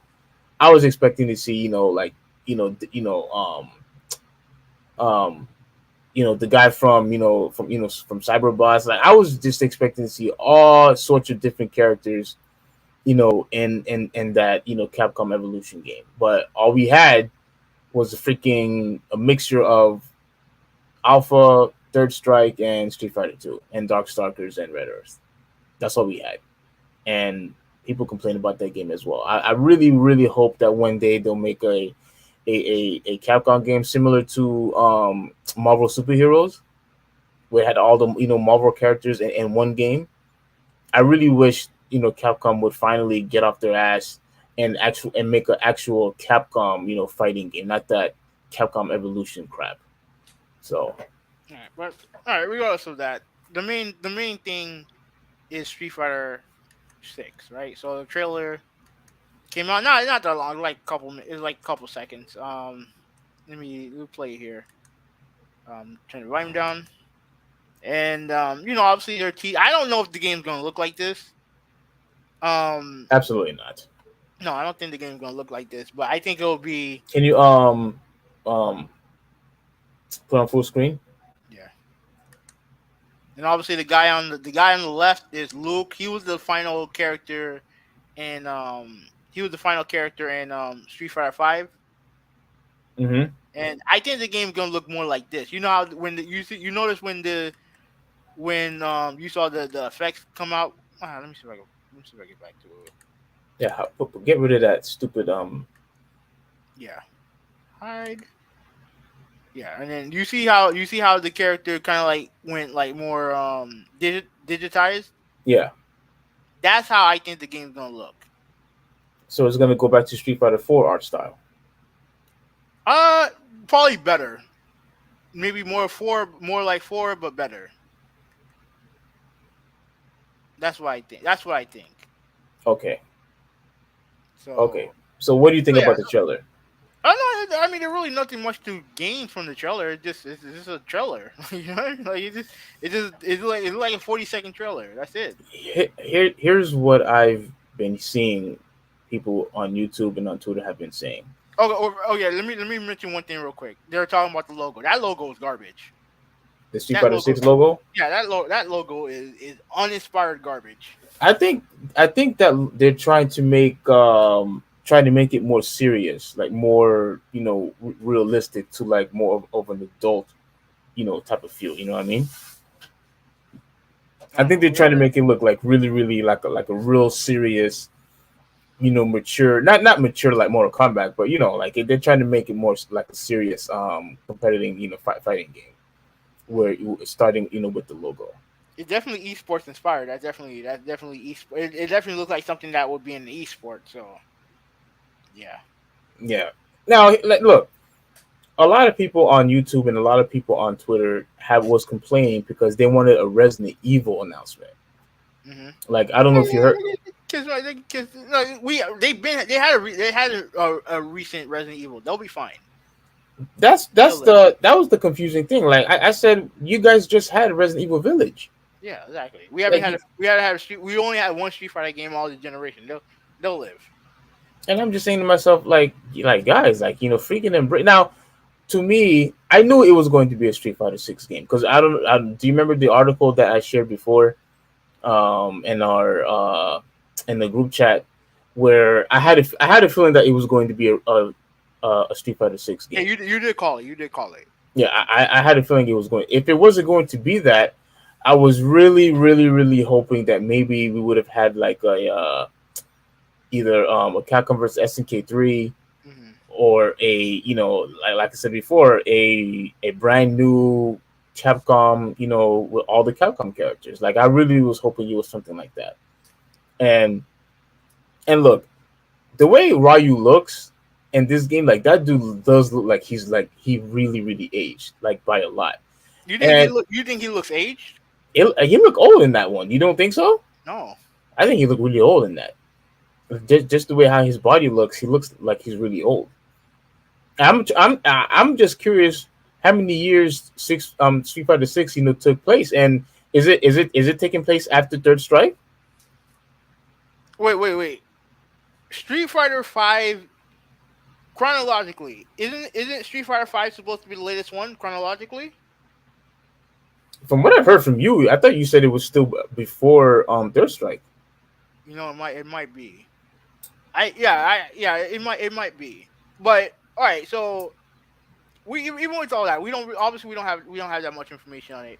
Um, who do you want to see in the game? I, I mean, how I many characters should it launch with? Because we all know they're gonna have DLC character. We know that for a fact. Yeah. So how many characters should it launch with? I think it should launch with 20. 20 characters. Mm-hmm. The Mm, first, I think Street Fighter 5 launched with 16. and you And thought that was too little? no, I think you were the one that said it was too small. Mm-hmm. Oh I yeah, think yeah. Because I think Street Fighter 4 had more characters than that. it probably did launch with more characters. Yeah. But to me, 20 is ideal. I think 20 is a good number. Um, Yeah. Go ahead. I think 20 is a good number too. Hmm. I think 20 is a good number. Now, one of the characters that I really want to see back, you're not going to like, but I really want them to bring Abel back. Oh, I like Abel. You didn't like any. You didn't like any of the new characters No. on Street Fighter 4. The only one I like was Abel. Everyone else was garbage. Like Sea Viper. I can deal with Sea Viper. I don't like the way she plays. But I can deal with Sea Viper. El Fuerte and Rufus, garbage. Rufus. I can use Rufus. I remember, especially earlier on, I can use Rufus. I like using him, but he's not. He's a garbage joke character. I don't like that. I think the fact that he was obese and He was, looked like a goofball. Like you have to admit he looked like a goofball. yeah, he does look like a clown, like an ass clown. Yeah. But I think having him on there was definitely different. Like it was definitely different, having him on there. And I thought it was very unfortunate that they didn't bring any of those characters back. Like they didn't bring back, I was stunned they didn't use Abel because he's in the story mode. Yeah. Yeah. So Yeah. I was surprised he didn't bring it back. I didn't surprised they didn't bring it back. Well, yeah. Who? Okay, so you said Abel. Who else? Yeah, I would love to, Able to be back. I really hope that I know none of the Shadow Luke characters are probably going to be there, based on from what I saw in the story. Mm-hmm. I don't think any of the Shadow Luke characters are going to be there. So I really hope that they bring back Ken, obviously, Mm-hmm. and I want them to bring back what's the character's name from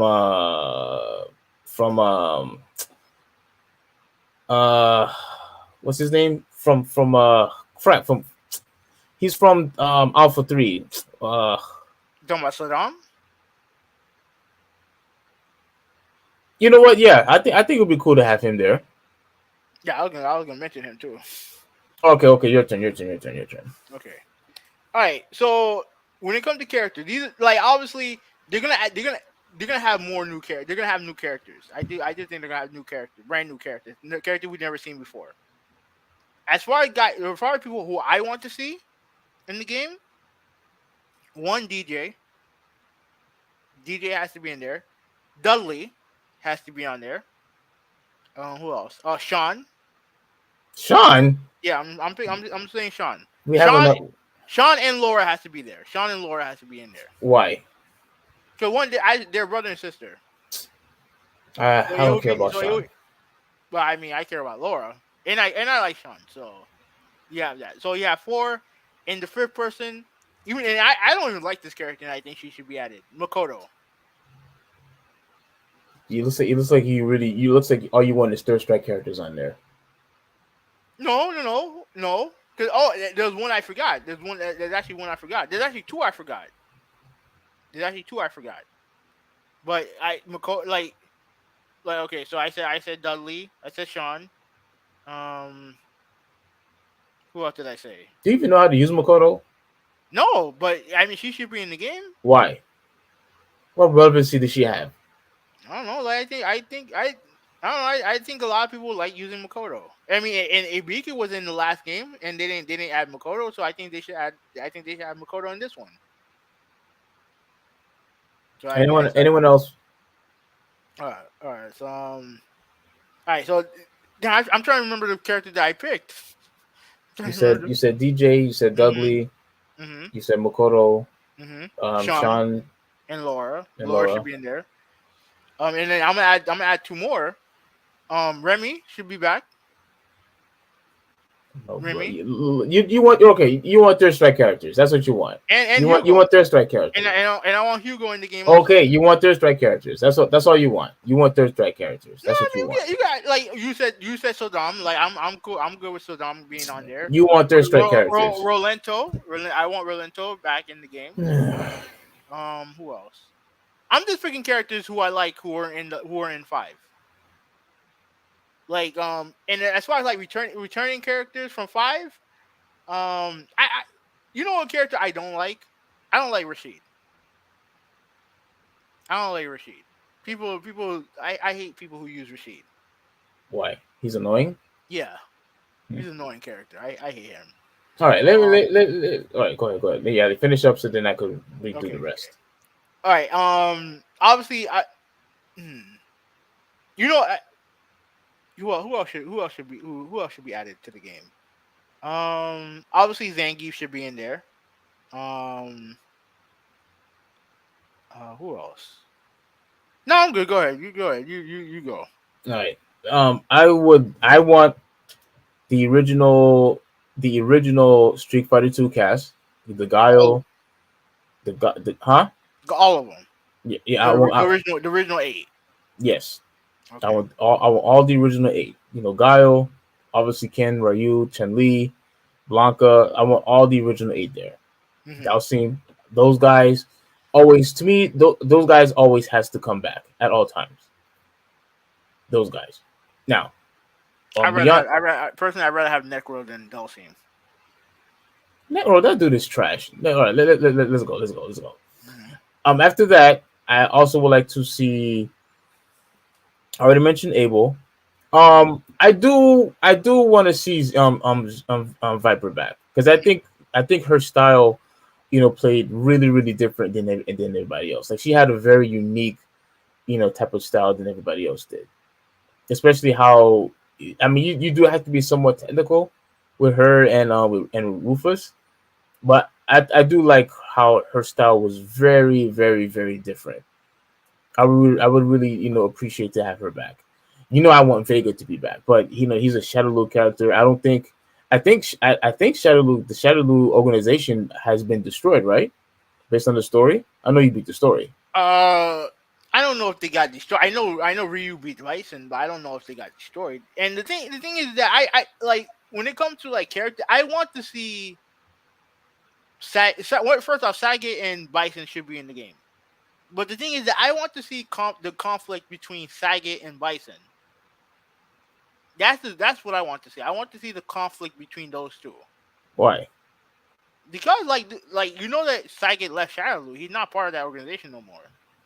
They never really gave an explanation why he left, though. Exactly. That's why I want to know the story between him and Bison. Oh, okay. We need a resolution for that. Yeah, I find that interesting because they're both countrymen. So I want them to explore the story between Sagat and Bison. Okay. Okay, yeah, I would like to have them back also. I would definitely like to have Bison and Sagat back.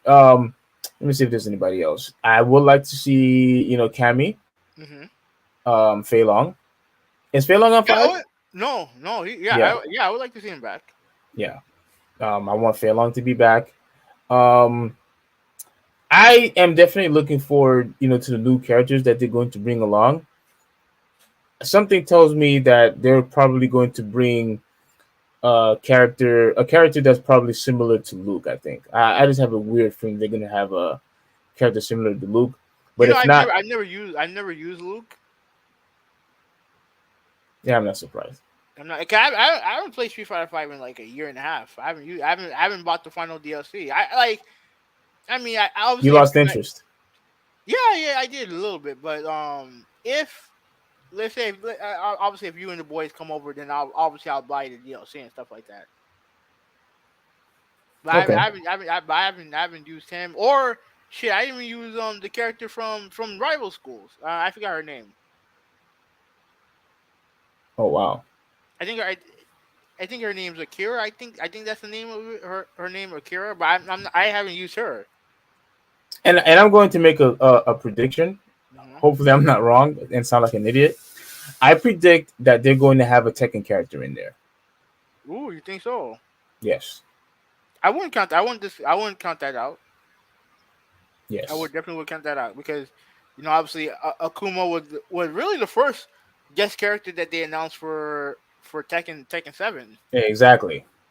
and that was a big deal when that happened. Yeah. Because he's a big part of the story in Tekken 7. Oh, I didn't know he was a really big part. Oh But yeah, he's a huge part in Tekken 7 in the storyline of Tekken 7. mhm. He literally, like, honestly, he looks like if you had no clue what Street Fighter was, you would have thought that was a Tekken character. Yeah, yeah. You know what I'm saying? Like, it's crazy how integral his story is. But yeah, I definitely wouldn't dismiss it. I definitely wouldn't dismiss that. Yeah. I think I'm predicting that we'll have a Tekken character. Not probably not in launch, Hmm. but I think eventually, we'll have a guest character in there. And I also want to say King of Fighters, but I highly doubt it. No, I no, I don't think King of Fighters. No, I don't think so. Yeah, I think more than likely it'll be a Tekken character. Will be there. I Hmm. don't know who. I have no idea who. If I had to guess, it has to be a Mishima. So it's either going to be Jin, Ahachi, or Kazuya. And if there's one character that I think would fit in Street Fighter, it actually would be Kazuya. I think Heihachi might be a better fit. I mean, yeah, they have similar move lists. But I think Kazuya is a better. Kazuya to me is a cooler character. Oh yeah, of course, yeah, yeah. Yeah. He's definitely a good. You don't think Lars? No, no, no, I don't think so. Oh, okay. No, Large is not he's not an integral part of the story in Tekken 8. At least Tekken 7, in my opinion. Oh, wasn't he a big part of the story when In he Tekken 6, Oh, okay. yeah, in Tekken 6 he was, but not in Tekken 7.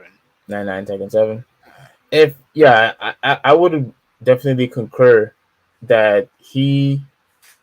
But I'm going to include Lars in there. I'm going to include Lars, Jin, and Kazuya. One of those guys. Hmm. But I also probably think there's a chance. Well, you know what? If Jin is there, more than likely you could probably transform into Devil Jin, maybe. I mean, you could do that with Kazuya. Kazuya's move list is essentially he has one move where he can transform into Devil Kazuya. Oh, okay. Yeah, so Okay. Yeah. So either that, or I think another guest character would probably be. Let me. I would have to say. No, not Paul Phoenix. Um. no, You if, know, they, if they're gonna do Tekken, they're probably gonna do like only one character. yeah, you're right. You're right. You're right. You're right. You're right. But I think there's a Paul Phoenix. No, you think Nina Williams probably? I mean, I wouldn't dismiss it. I wouldn't Okay. dismiss it. Okay, but okay. So moving on now. Well, not well. Let me name two more characters. I also would like to see. All right, I mentioned the Shadowloo. I would also like to see either. I would love to see Sakura come back. Hmm. Um, and or Well, Karen has to come back too, though. okay, yeah, for sure, yeah. And I really want to see the dog characters back Oh, for real? From Alpha 3. Both of them. Julie and Junie? Yes. Why? What? No. I actually I agree with you, but like with Street Fighter 4, I hated what they did with that thing named DiCaprio. You didn't like that? No, I didn't like that. I liked it her. I wish they would have put Julie and Junie in there. Yeah, me too. But I liked the DiCaprio. Okay. I All liked right. the So DiCaprio. obviously we have the character that we want to see. What does the game need to do in order for you to be happy with it? Because I remember you weren't super thrilled with Street Fighter 5. Yeah, you know how I dislike Street Fighter 5. I know you love 4, and you weren't the biggest fan of 5. No, not at all. What does it need to do in order for you to be interested in it? Because me Like, personally, all to me, you're more into the whole technical aspect of Street Fighter than I am. All I want them to do is just create a game that's actually fully featured, not the bullshit they tried to pull with 5. oh, okay, I see. Yeah, I don't want the same shit to happen. Right. But ultimately, I just want them to make a good fighting game. Like, what do they need to do specifically for you to be happy with 6? Like, I would love for them to bring back the focus attack again. Hmm. I know you wasn't really too big of a fan of that, but I really want them to bring back the focus attack. And the reason why I love the focus attack so much is because it is somewhat technical, but it's not too technical enough to where you can't learn how to maneuver around it or defend Yeah. it or use it as in your offense. You know what I mean? You know what a problem with me is. I don't like the fact that fighting games add new mechanics into a game when the game is already established. And that could be just me. That could be just me being, dumb about it. But But I don't like. I know focus attack was there from jump, yeah. but they added. I know they added. I know red focus attack wasn't there in the beginning, Hmm. and with Street Fighter 5, they kept adding. They kept adding mechanics into the game. I know they added an extra V trigger, and stuff like that. Like I just kind of fell out of the game because of it. So I don't mind them adding extra V triggers Hmm. because and here's why. When you have a Street Fighter game or any fighting game, for that matter, when they implement, like, let's say, a special move or your ultra, Hmm. and let's say if they added another one, like, as long as nothing has really changed with the exception of the of the move itself, I Hmm. think that's fine because the basic of how the game originally had started still stays the same. Hmm. So adding another V trigger, I don't think that really changed too much of the game until when they added that the one that's similar to that's similar to the Vocus attack when you turn all No, blue. I forgot what it's called, but yeah, Yeah. I remember Soul was not a fan of that at all. Yeah, Whenever, that see, okay, that was like completely off base. hmm At least when you add another focus attack, it was still authentic. You know what I'm saying? Like there was still continuity because all you did is just add another extra V trigger. That's all you really did. But now with the whole focus wannabe, whatever you call it, it was a complete. You changed the whole entire game completely by adding that feature. You know what I mean? hmm So I put adding an extra V trigger in the same line as if you were just adding another special or like I wish another I wish super. I wish they would have added another super. I like what they did with the Street Fighter 3, where they let you pick your super. Yeah. Well, Street Fighter 4 had that too. Oh yeah, that's true. They did. But at least with 3, it changed how your meter looked and how it was used. Because some obviously you had some moves where you had to get like a full bar in order to use it. Some of them Yeah. you can use, you can if you build up like Like I know some of them. I know one of them was like build up 3 bars or to two, yeah. do it. Yeah, or two. Yeah, yeah. I And they like were, that. yeah, that was cool. So yeah, I would love them to bring back, the focus attack, and I want them to bring. I want it to where you could do more footsies. Where you could just do regular, basic, kicks and low kicks and regular punches instead of constantly having all these. And I don't like the how when you're able to when you could block and you basically have to use your super in order to do a cheap how they call it, cheap wins. Hmm. They need to get rid of that. They need to get rid of that. I don't like that because you're basically purposely trying to So you Capcom don't so you don't like chip damage. no, I do like chip damage. Hmm. I want chip damage. Oh, The oh, thing okay, is, okay, okay, okay, okay, okay. Oh my bad. yeah, I want chip damage to come back, and I don't like the fact that Capcom purposely made comebacks so easily on Street Fighter Five. It was too easy where it just didn't feel special and Well, unique anymore. it's because of V trigger. Like a lot of people when they do comeback, they it's because of V trigger. I thought it was because of you were Because not able to do chip damage. no, because the only way you can do the only way that you can really the only way your meter goes up for V trigger is if you get damaged. Hmm. And then once they do, obviously once they get into a combo, they re-trigger to continue the combo and stuff like that, and that's yeah, that's pretty much it. Okay, so do you want the V triggers to come back or no? Like me personally, I would prefer it to be removed. Like I like if I had to pick a style, I wish the fighting style. I actually wish it would go back to Third Strike. So you want pairing back? Yeah, I do. Yeah, I do, but not. But they have pairing in five, but I think Ryu can do it, and I think Gil can do it also. Okay. But if you had everyone can do parrying to an extent, I actually don't. I actually wouldn't mind it. But I also, I think they should have an option to turn that off too.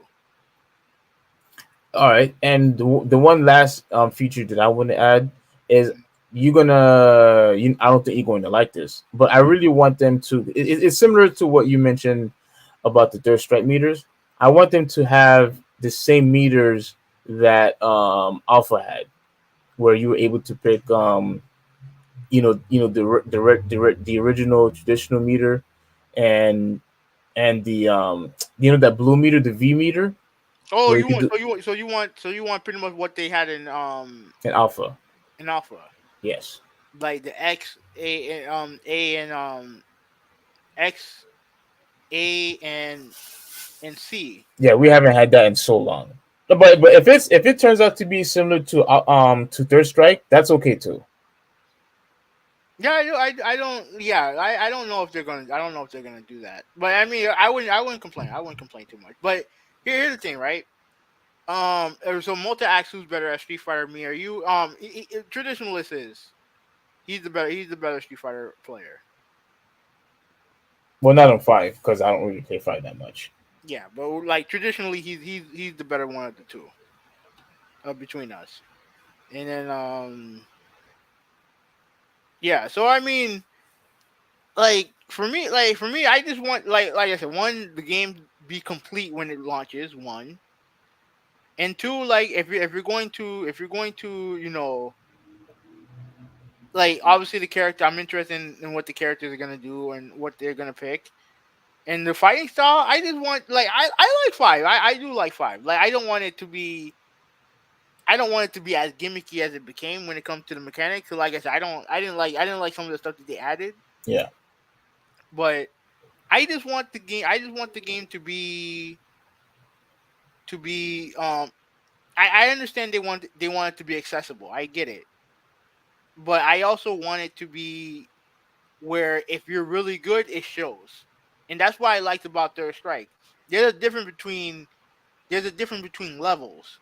And the very best are playing this game at this level. You want it to be like skill based, not like, oh well, I have this mechanic, so I'm gonna use it so I can get back in the game. Like what you said before. Mm-hmm. That's why I love watching Third Strike tournaments, because you can tell those guys are really fucking good. You can tell that these guys are the best of the best. Yeah. The same thing with like watching Tekken 7 tournament, watching tournament Tekken 7 play is crazy good, crazy good. So you're watching you can tell you're watching the best players in the world play. Oh, so you watch Tekken tournaments also. Yeah. Okay. You can tell that you're watching the very best players in the world play that game. And I'm not saying that you're not seeing that with Street Fighter 5, but it's like, like you said, a lot of people, especially people like you, people like Soul, and people who play the game, they'll tell you that, like, all you really gotta do is learn how to do a couple things, and then you're good. You know what Yeah, I I don't mean? like that. Yeah, I don't like that either.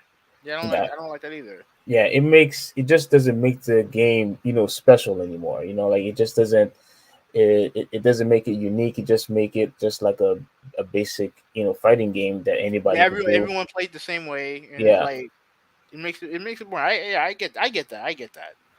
yeah, it makes it boring.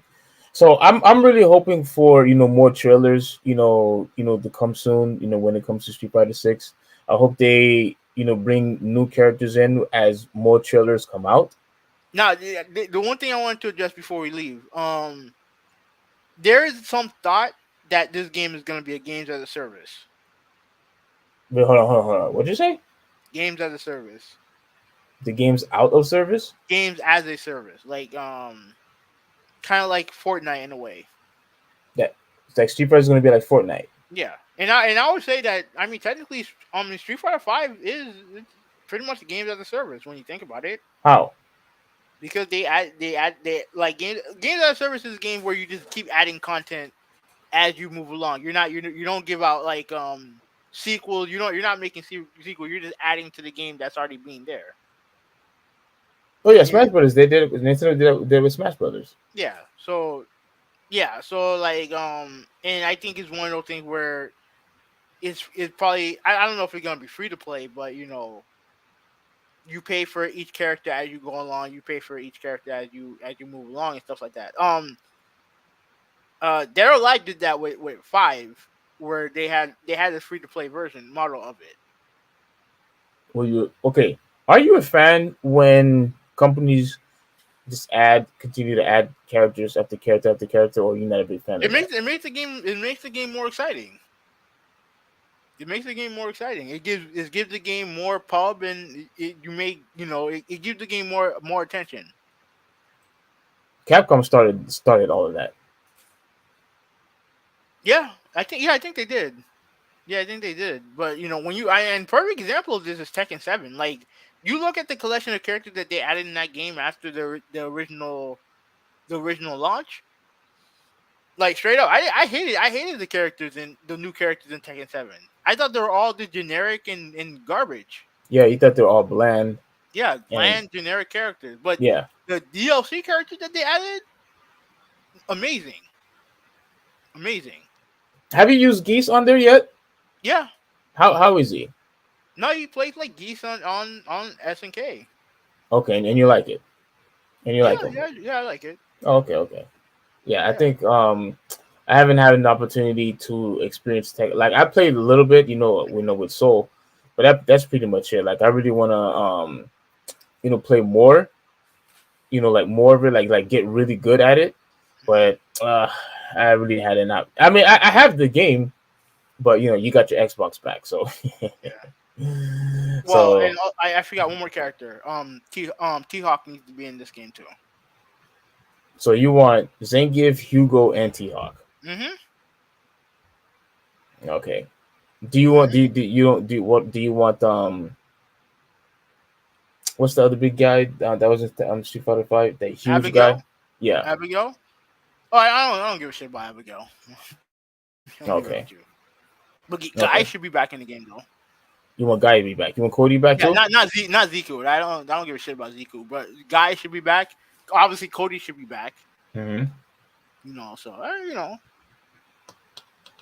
that's pretty much it. Like I don't think there's anything else to add. No. I think that's pretty much it. I'm definitely looking forward to it. Now, once again, for those of the people who are pissed off that it wasn't Resident Evil or some other new IP, like this should have been expected from at least from most people. They should have been expected because Street Fighter has always been like a major part of Capcom's success. It's still relevant till this day.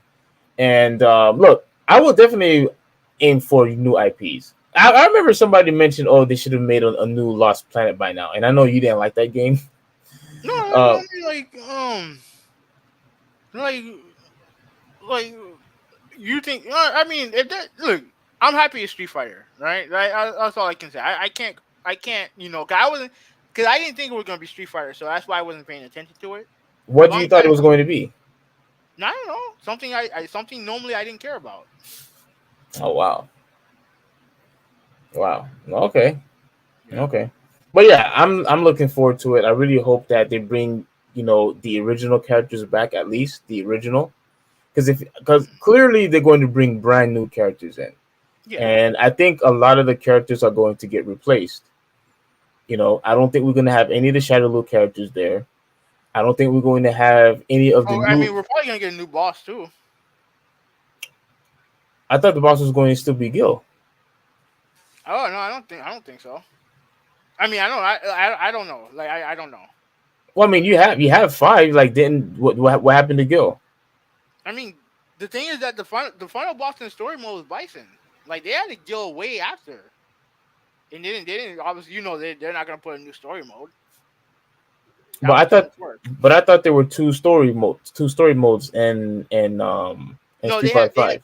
they have the basic, they have the traditional like arcade mode where you find out what happened to them after they win after they win the tournament, whatever. Correct. Yes. They have that, which I didn't do all the characters yet, but Okay.